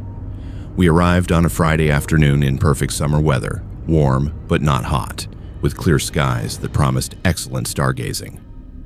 We set up our tents near the lake shore, in a designated camping area that was far enough from the main park facilities to feel secluded but still technically within the boundaries of established campsites. We spent the day kayaking, swimming, and relaxing by the water. It was exactly what we needed after a stressful summer of research and coursework. As evening fell, we built a fire and cooked dinner, talking and laughing as the sun set behind the ridgeline. Around 10 o'clock, Sarah pointed toward the sky. Above the tree line to the north, there were lights. At first, I thought they were aircraft, but the movement was all wrong. The lights were glowing orbs, maybe a dozen of them, moving in sharp angular patterns that no aircraft could replicate. They would hover in place, then suddenly shoot sideways or straight up, then stop again. We watched them for maybe 20 minutes, fascinated and a little unnerved. I pulled out my phone to record video, and both Sarah and Emma did the same. We kept asking each other what we were seeing, throwing out theories. Drones, military aircraft, satellites, atmospheric phenomena. Nothing fit what we were watching. The lights moved too fast, stopped too abruptly, and seemed to respond to each other in coordinated patterns. Then one of the lights descended rapidly and stopped, hovering maybe 100 feet above the lake surface. It pulsed with a blue-white light that was bright enough to illuminate our entire campsite. My phone died, just shut off completely, even though it had been at 70% battery a moment before. Sarah and Emma both said their phones died at the same time. The three of us looked at each other in the strange pulsing light, and I saw my own fear reflected in their faces. The light remained for maybe 5 minutes, pulsing in a steady rhythm. Then it shot straight up and disappeared. The other lights in the sky scattered in different directions and were gone within seconds. We sat there in the darkness, our fire providing the only light. None of us spoke for several minutes. Finally, Emma said what we were all thinking. That was not normal. We tried to turn our phones back on. All three were completely dead, would not respond to any buttons, would not charge when we plugged them into our portable battery packs. We decided to stick together and stay by the fire for the rest of the night, figuring we would hike out in the morning and report what we saw. Around midnight, we heard it. A humming sound, low and vibrating, coming from the direction of the lake. It was not a natural sound. It resonated in my chest, making my teeth hurt and my ears ring. The trees started rustling even though there was no wind. The surface of the lake, which had been calm and still, suddenly rippled as if something large was moving beneath it. Then we saw lights again, but this time they were on the ground, in the forest, moving between the trees. There were 3 of them, glowing orbs about the size of basketballs, floating at eye level, weaving between the trees and coming toward our camp. The humming intensified as they approached. Sarah started to stand up and Emma grabbed her arm, pulling her back down. We all had the same instinct. Stay still. Stay quiet. Do not draw attention. The lights reached the edge of our clearing and stopped, hovering about 30 feet away. Up close, I could see they were not solid. They seemed to be made of light itself, pulsing and shifting, with colors that hurt to look at directly.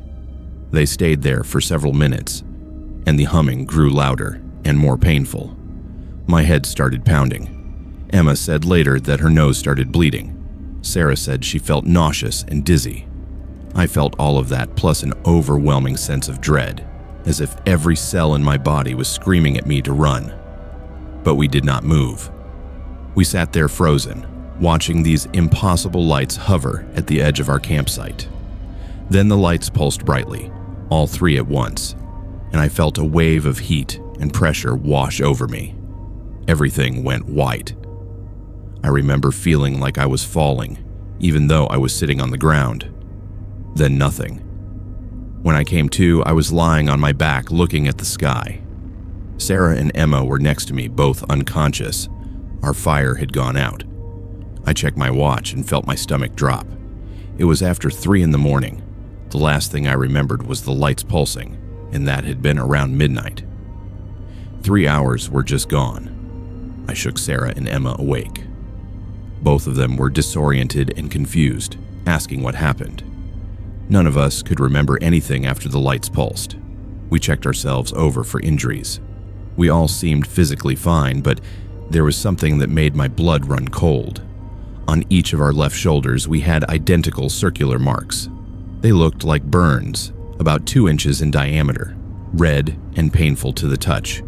We had not had these marks before. I knew because we had all been wearing tank tops, and I would have noticed. We did not wait for morning. We packed up our gear as fast as we could, using a flashlight since our phones were still dead. We hiked the 2 miles back to the parking area in the dark, practically running the last half mile. When we got to Sarah's car, we threw our gear in the back and drove straight to the nearest ranger station. It was closed at that hour, but there was an emergency number posted on the door. We called it and waited in the parking lot for a ranger to arrive. The ranger who responded was professional and took our report seriously. He examined the marks on our shoulders and took photographs. He said he would file a report about the lights, which he described as unidentified aerial phenomena. A term I later learned is what authorities use instead of calling something a UFO. He also said that the Cherokee National Forest has had numerous reports of strange lights over the years, going back decades. Some of the reports mentioned people experiencing missing time or physical symptoms after encounters with the lights. He said investigators from various government agencies had looked into it over the years, but there had never been any official explanation. We went to the emergency room in the nearest town. The doctors examined us and documented the burn marks on our shoulders. They could not explain them. The burns were consistent with radiation exposure or extreme heat, but there was no corresponding damage to our clothing. Our tank tops were not singed or marked in any way. The burns were on our skin, but nothing else. Medical tests showed we were in good health otherwise, just dehydrated and exhausted. When we tried to review the videos we had recorded on our phones, we discovered they were corrupted. All 3 phones had captured the initial lights in the sky, but the footage was distorted, showing only static and strange geometric patterns. The audio on all 3 videos consisted of a high-pitched tone that hurt to listen to. None of us could remember our phones behaving strangely while we were recording, but the evidence suggested something had interfered with them. I did extensive research after that night. The Cherokee National Forest is one of several locations in Appalachia with a long history of unexplained light phenomena.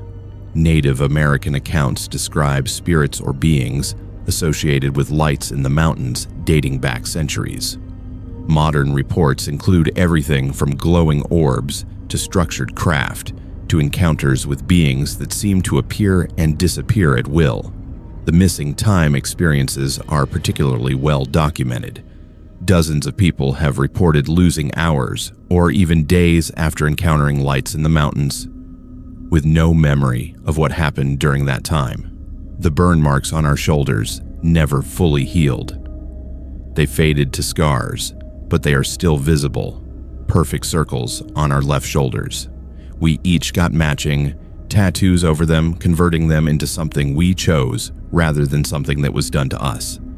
But I can still feel the scar tissue beneath the ink, a permanent reminder of that night. Sarah quit graduate school and moved back to her hometown in California. She said she could not continue studying environmental science when the environment itself had become something she did not trust or understand. Emma finished her degree but moved to a city job and swore off camping entirely. I continued my research, but I changed my focus. I no longer do fieldwork alone, and I never camp anywhere with a history of light phenomena or unexplained occurrences. The 3 hours we lost still haunt me. I have tried hypnosis, therapy, meditation, anything that might help me remember what happened during that missing time. Nothing has worked. The memories are not buried or suppressed. They are simply not there, as if they were erased or never formed in the first place. Sleep studies showed that I have nightmares I do not remember when I wake up, dreams where I am floating and seeing strange symbols and hearing voices in languages I do not understand. But I wake with no conscious memory of these dreams, only a lingering sense of anxiety and the feeling that I am forgetting something important. I still love the mountains. I still believe in the importance of protecting wilderness and studying ecosystems. But I have learned that nature includes things we do not understand, phenomena that exist outside the boundaries of conventional science. The lights above the Cherokee National Forest are real. Whatever they are, wherever they come from, they have been seen by too many credible witnesses over too long a period to dismiss. And whatever happened during those missing 3 hours, whatever was done to us that left those marks on our shoulders, it was real too. To the lights that hover above the Cherokee National Forest, to whatever intelligence or force controls them, I have only questions. What did you do to us during those 3 hours we cannot remember? Why did you mark us? Are you watching us still? I do not expect answers. Some mysteries are beyond human understanding, and maybe that is how it should be. But I will carry the mark you left on my shoulder for the rest of my life, a permanent reminder that we are not alone in these mountains, and that the universe holds secrets far stranger than anything I learned in my scientific training. Whatever you are, please do not follow us. We were just 3 students trying to enjoy a camping trip. We did not come looking for you.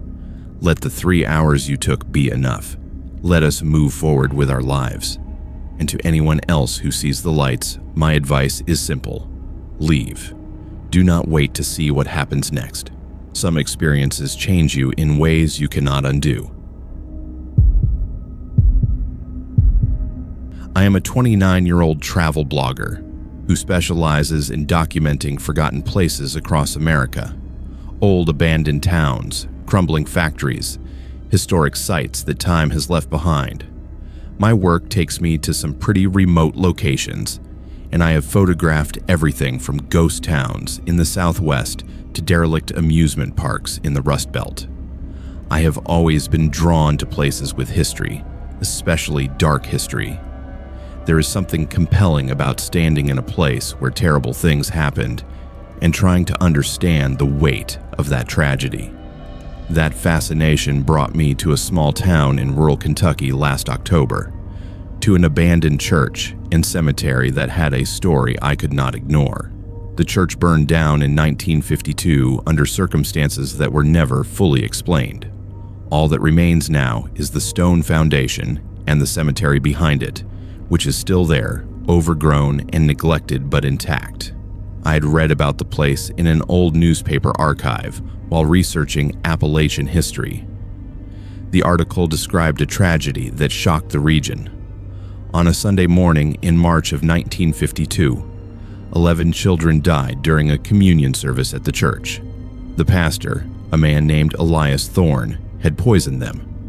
According to witness statements, Reverend Thorne had become increasingly unstable in the months leading up to the incident, preaching about the end of the world and claiming that he needed to save the children of his congregation before the devil could claim them.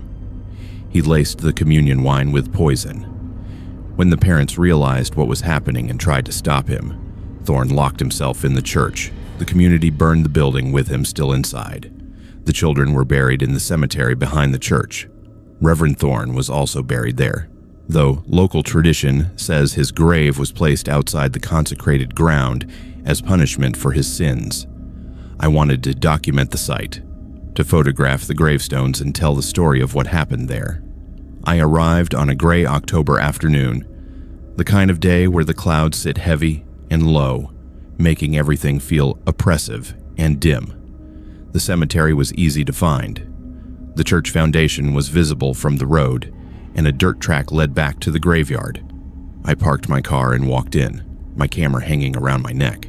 The cemetery was smaller than I expected, maybe 30 or 40 graves total, surrounded by a rusted iron fence that had fallen down in several places.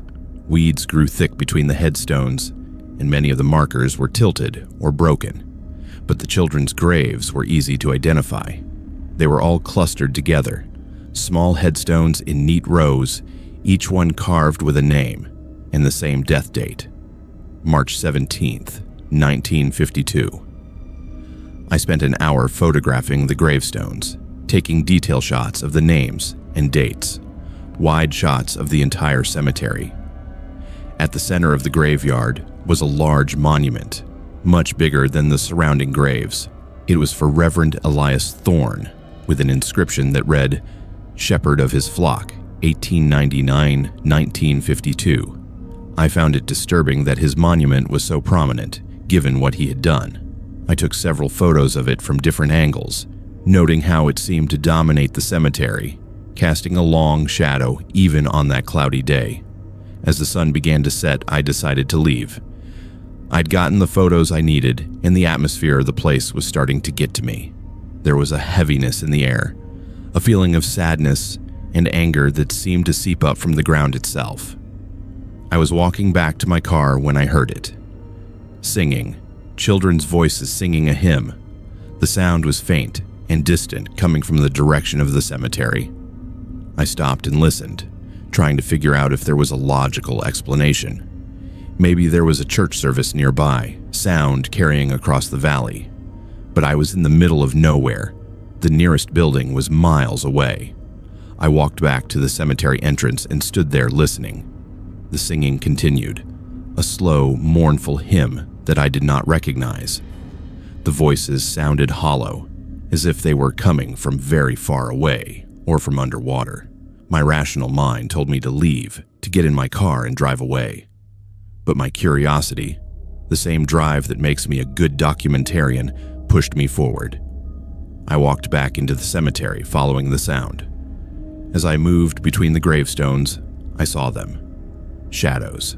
Small figures moving in a circle around Reverend Thorne's monument. They were not solid, just dark shapes against the gray evening light, but they had the size and proportions of children. They were holding hands, moving in a slow circular procession around the grave, and they were singing. I could not make out their faces, could not see any details. They were just shadows, but they moved with purpose and coordination. I raised my camera and took a photo. The flash went off, bright in the dim light. The singing stopped immediately. The shadow children stopped moving and turned to face me. Even though I could not see their faces, I could feel them looking at me. The air got colder, and I could see my breath suddenly. The heaviness I had felt earlier intensified, pressing down on me like a physical weight. Then a voice spoke. It was deep and commanding, coming from the direction of Reverend Thorne's monument. "Have you come to join the flock?" The words were clear and distinct, echoing across the cemetery. I knew with absolute certainty that I should not answer, should not engage with whatever was speaking. I turned and ran. Behind me, the singing resumed, but it was different now. Louder, faster, more frantic. It sounded desperate, almost angry. I sprinted toward my car, not looking back, my camera bouncing against my chest. The ground beneath Reverend Thorne's monument was moving. I could see it out of the corner of my eye as I ran. The earth was cracking and sinking, as if something beneath was shifting. I reached my car, fumbled with my keys, and got the door open. As I started the engine, I looked back at the cemetery. The shadow children were standing at the edge of the graveyard, a line of dark figures watching me. They were motionless, just standing there. And in the center, near the monument, there was another figure, taller, broader, dressed in what might have been robes. It raised one arm slowly, pointing at me. I drove away faster than I should have on that narrow dirt road, not slowing down until I reached the main highway. My hands were shaking so badly I could barely hold the steering wheel. I drove to the nearest town and stopped at a gas station, needing to be around other people, needing light and normalcy. I sat in my car for 20 minutes trying to calm down, trying to convince myself that I had not seen what I thought I saw. When I was steady enough, I reviewed the photos on my camera. Most of them were fine, clear shots of the gravestones and the cemetery. But the photos I took at the end, the ones I shot while I heard the singing, were different. In several of them, you could see the shadow children. They were not just shadows caused by light and angles. They were distinct figures, translucent but visible, small shapes holding hands around the monument. And in the last photo, the one I took just before I ran, there was another figure visible, a man standing behind the monument, his face obscured by darkness, his arm raised as if in blessing or condemnation. I researched the Reverend Thorne murders extensively after that night. The newspaper accounts confirmed everything I had read before. 11 children dead, their parents watching in horror, unable to save them. The community's rage leading them to burn the church with Thorne still inside. What I also found were other accounts, mentions in local history books and folklore collections, that said the cemetery was haunted. People reported hearing children singing, seeing small shadows moving between the graves, feeling watched and followed when they visited at dusk. Some claimed to have seen a figure near Thorne's monument, a tall man in dark robes who would appear and disappear without warning. The most disturbing account I found was from a paranormal investigation team that visited the cemetery in the 1990s. They reported experiencing extreme cold, hearing voices, and capturing audio recordings of children crying, and a man's voice speaking in what sounded like Latin. One team member claimed to have been touched by something invisible and developed scratch marks on his arms. They left after less than an hour, calling the site one of the most oppressive locations they had ever investigated.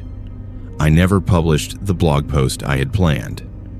I could not bring myself to write about what happened, to share those photos, to tell people about that place. I deleted most of the images from my camera, though I kept a few on a backup drive as proof that I had not imagined it. I've looked at them only once since that night. The shadow children are still there in the photos, frozen in their eternal procession around the grave of the man who killed them. I closed my travel blog 6 months later. I could not continue documenting dark places after experiencing true darkness. I got a normal job, working in marketing for a tech company, spending my days in an office instead of exploring abandoned buildings and forgotten cemeteries. My friends ask why I gave up the blog, which was gaining a good following and generating decent income. I tell them I wanted more stability, wanted a regular schedule. The truth is that I cannot go back to those places. I cannot stand in locations where terrible things happened and treat them as just content, just stories to tell. Because now I know that some stories do not end when the newspapers stop reporting them. Some tragedies continue, playing out over and over, trapped in the places where they occurred. To the children in that cemetery, I am sorry for what happened to you.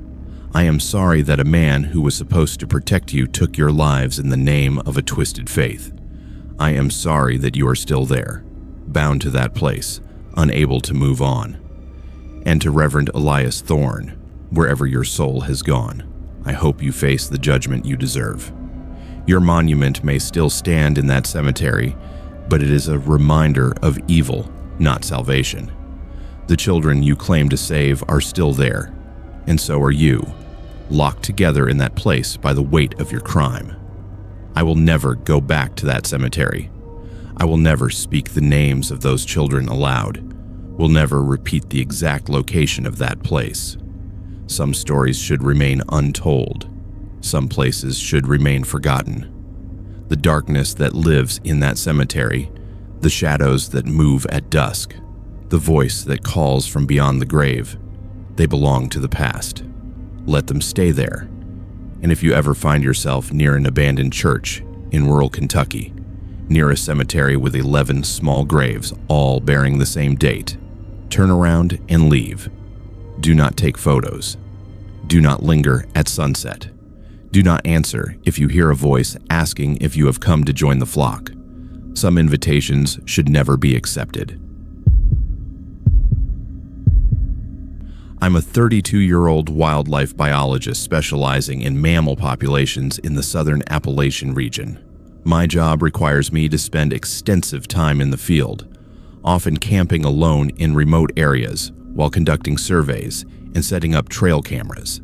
I have been doing this work for 8 years, and I have spent hundreds of nights alone in the wilderness. I have encountered black bears, bobcats, and even a mountain lion once. I know the sounds of the forest intimately, can identify animal calls by ear, and can tell the difference between natural forest noises and something unusual.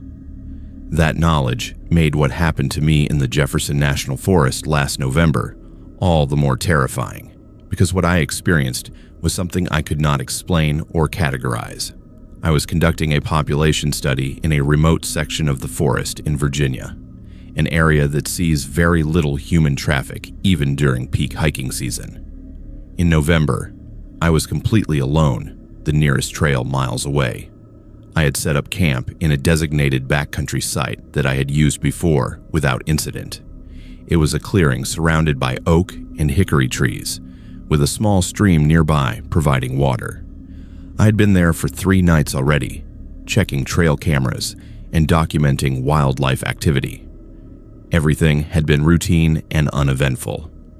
On the 4th night, I woke at exactly 3 in the morning. I know the time because I instinctively checked my watch, a habit from years of recording observation times. I woke suddenly and completely, going from deep sleep to full alertness in an instant, the way you do when your body senses danger. I lay in my sleeping bag, listening. The forest was completely silent. No insects, no night birds, no wind. Just absolute silence, which is never a good sign. In my experience, when the forest goes silent, it means a predator is near. Then I heard it. 3 loud knocks on a tree, deliberate and evenly spaced. Knock, knock, knock. The sound came from maybe 50 feet from my tent, off to the east. I waited, listening. Nothing. Then, about 30 seconds later, 3 more knocks, this time from the west, closer. Something was moving around my campsite, knocking on trees in a pattern. I have heard woodpeckers. I have heard branches falling. I have heard bears scratching at trees. This was none of those things. This was deliberate, rhythmic, intentional.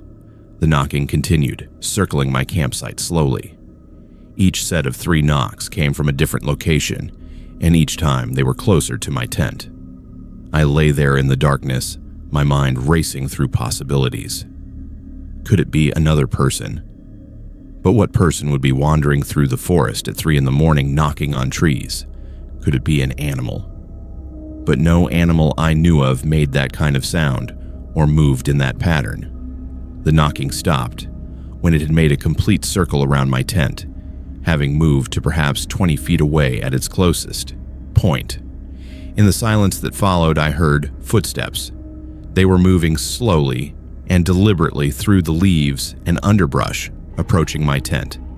The steps were heavy, suggesting something large, and they were bipedal, 2-footed, with a human-like rhythm. They stopped just outside my tent. I could hear breathing now, slow and steady, right outside the nylon wall. My hand moved slowly toward the knife I keep in my tent for emergencies. Every muscle in my body was tensed, ready to fight if something tried to get in. Then a voice spoke. It was female, soft and almost gentle, but there was something wrong with it. Something that made my skin crawl. "Are you alone?" The question was clear and deliberate. I did not answer. Every instinct told me not to respond, not to let whatever was outside know I was awake. The breathing continued for a few more seconds. Then the voice spoke again, more insistent this time. "Are you alone out here?" I forced myself to remain silent and still, though my heart was pounding so hard I was sure it could be heard. The presence stayed outside my tent for what felt like an eternity, but was probably only a minute or two. Then I heard the footsteps retreat, moving away from my tent back into the forest. I waited, barely breathing, listening for any sign that it was coming back. The silence stretched on. Around 5 a.m, when the first gray light of dawn was beginning to filter through the trees, I heard the knocking resume. But this time it was different. Instead of circling, the knocks were coming from multiple directions simultaneously, as if several people or things were surrounding my campsite. The pattern was always the same: 3 knocks, pause, 3 knocks. It continued for perhaps 5 minutes, the sound coming from all around me. Then it stopped abruptly. My tent suddenly shook violently, as if something had grabbed it and pulled. I could see the fabric bulging inward from the pressure. I yelled, a loud, aggressive shout, trying to scare away whatever was attacking. The shaking stopped immediately. Then I heard laughter. Multiple voices, both male and female, laughing from different directions around my tent. The laughter was wrong, too high-pitched, too prolonged, with a mocking quality that made my blood run cold. Then one voice, male this time, spoke clearly from just outside my tent. "We know you're alone." The words were simple, but carried an unmistakable threat. I grabbed my radio, which I carry for emergencies, and called out a distress signal, identifying my location and requesting immediate assistance. I do not know if anyone heard me. I was probably out of range of any repeater towers, but I needed to do something. Needed to feel like I was taking action rather than just lying there, helpless. The voices stopped. The forest went silent again. I stayed in my tent, knife in hand, radio clutched to my chest, waiting for full daylight. When the sun finally rose enough that I could see, clearly I emerged from my tent slowly, looking in all directions. The campsite appeared normal. My gear was undisturbed, but when I looked at my tent, I felt my stomach drop. The fabric was covered in handprints, dozens of them, pressed into the condensation that had formed on the outside of the tent overnight. The prints were various sizes, some as small as a child's hand, others much larger. They covered the entire side of the tent that faced the forest. I took photographs, documenting everything. Then I broke camp as quickly as I have ever done anything. I packed up my gear, retrieved my trail cameras, and hiked out. The 5-mile hike back to my truck took me less than 2 hours. I kept looking over my shoulder the entire way, convinced I was being followed, though I never saw or heard anything. At the ranger station, I filed a report. The ranger I spoke with, an older man who had worked in the Jefferson National Forest for decades, listened carefully. When I described the knocking pattern, He nodded slowly.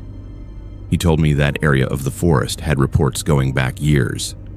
Campers described being woken at 3 in the morning by knocking sounds, hearing voices asking if they were alone, experiencing the feeling of being watched or followed. Some reported handprints on their tents. Others described their camps being circled by something unseen. The pattern was consistent across multiple years and dozens of reports. He said the official explanation was that people were experiencing anxiety-induced hallucinations or misinterpreting natural sounds. But unofficially, he told me he believed something was in those woods that should not be there, something that was intelligent enough to use intimidation tactics to test whether campers were alone and vulnerable. He advised me not to camp alone in that section of the forest anymore. I never went back. I transferred to a different research area, one with more human traffic and established camping facilities. I told my supervisors it was because I wanted to work on a different species, which was partly true. But the real reason was that I could no longer trust the wilderness the way I once did. I had spent 8 years believing I understood the forest, that I knew what lived there and how to stay safe. One night shattered that confidence completely. The handprints on my tent haunt me most. I have the photographs stored on my computer, and sometimes late at night I look at them, trying to find a rational explanation. Condensation and random marks from branches or leaves, perhaps. But the prints are too clear, too deliberate. They are hands pressing against my tent while I slept inside, testing the barrier between me and whatever was outside. I still work in wildlife biology, but I no longer do solo fieldwork. I insist on having a partner. Even for routine surveys, my colleagues think I am being overly cautious, but they do not know what I know. They have not heard the knocking at 3 in the morning, have not heard voices asking if you are alone, have not woken to find evidence that something was standing outside your tent all night, close enough to touch the fabric, patient enough to wait and watch, to whatever walks the Jefferson National Forest at night, to whatever knocks on trees at 3 in the morning and asks campers if they are alone. I hope you stay in those remote sections of forest. I hope you do not expand your territory, do not follow the trails to more populated areas, and I hope that anyone who hears those 3 knocks, who hears that soft voice, asking if they are alone, has the sense to break camp and leave immediately. Do not wait for morning. Do not try to investigate.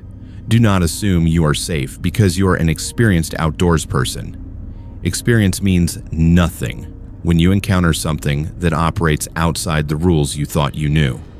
The wilderness is vast and ancient, and there are things in it that we do not understand, things that watch and wait and test our vulnerabilities in the darkness. I learned that lesson in the most terrifying way possible, and I will never forget it.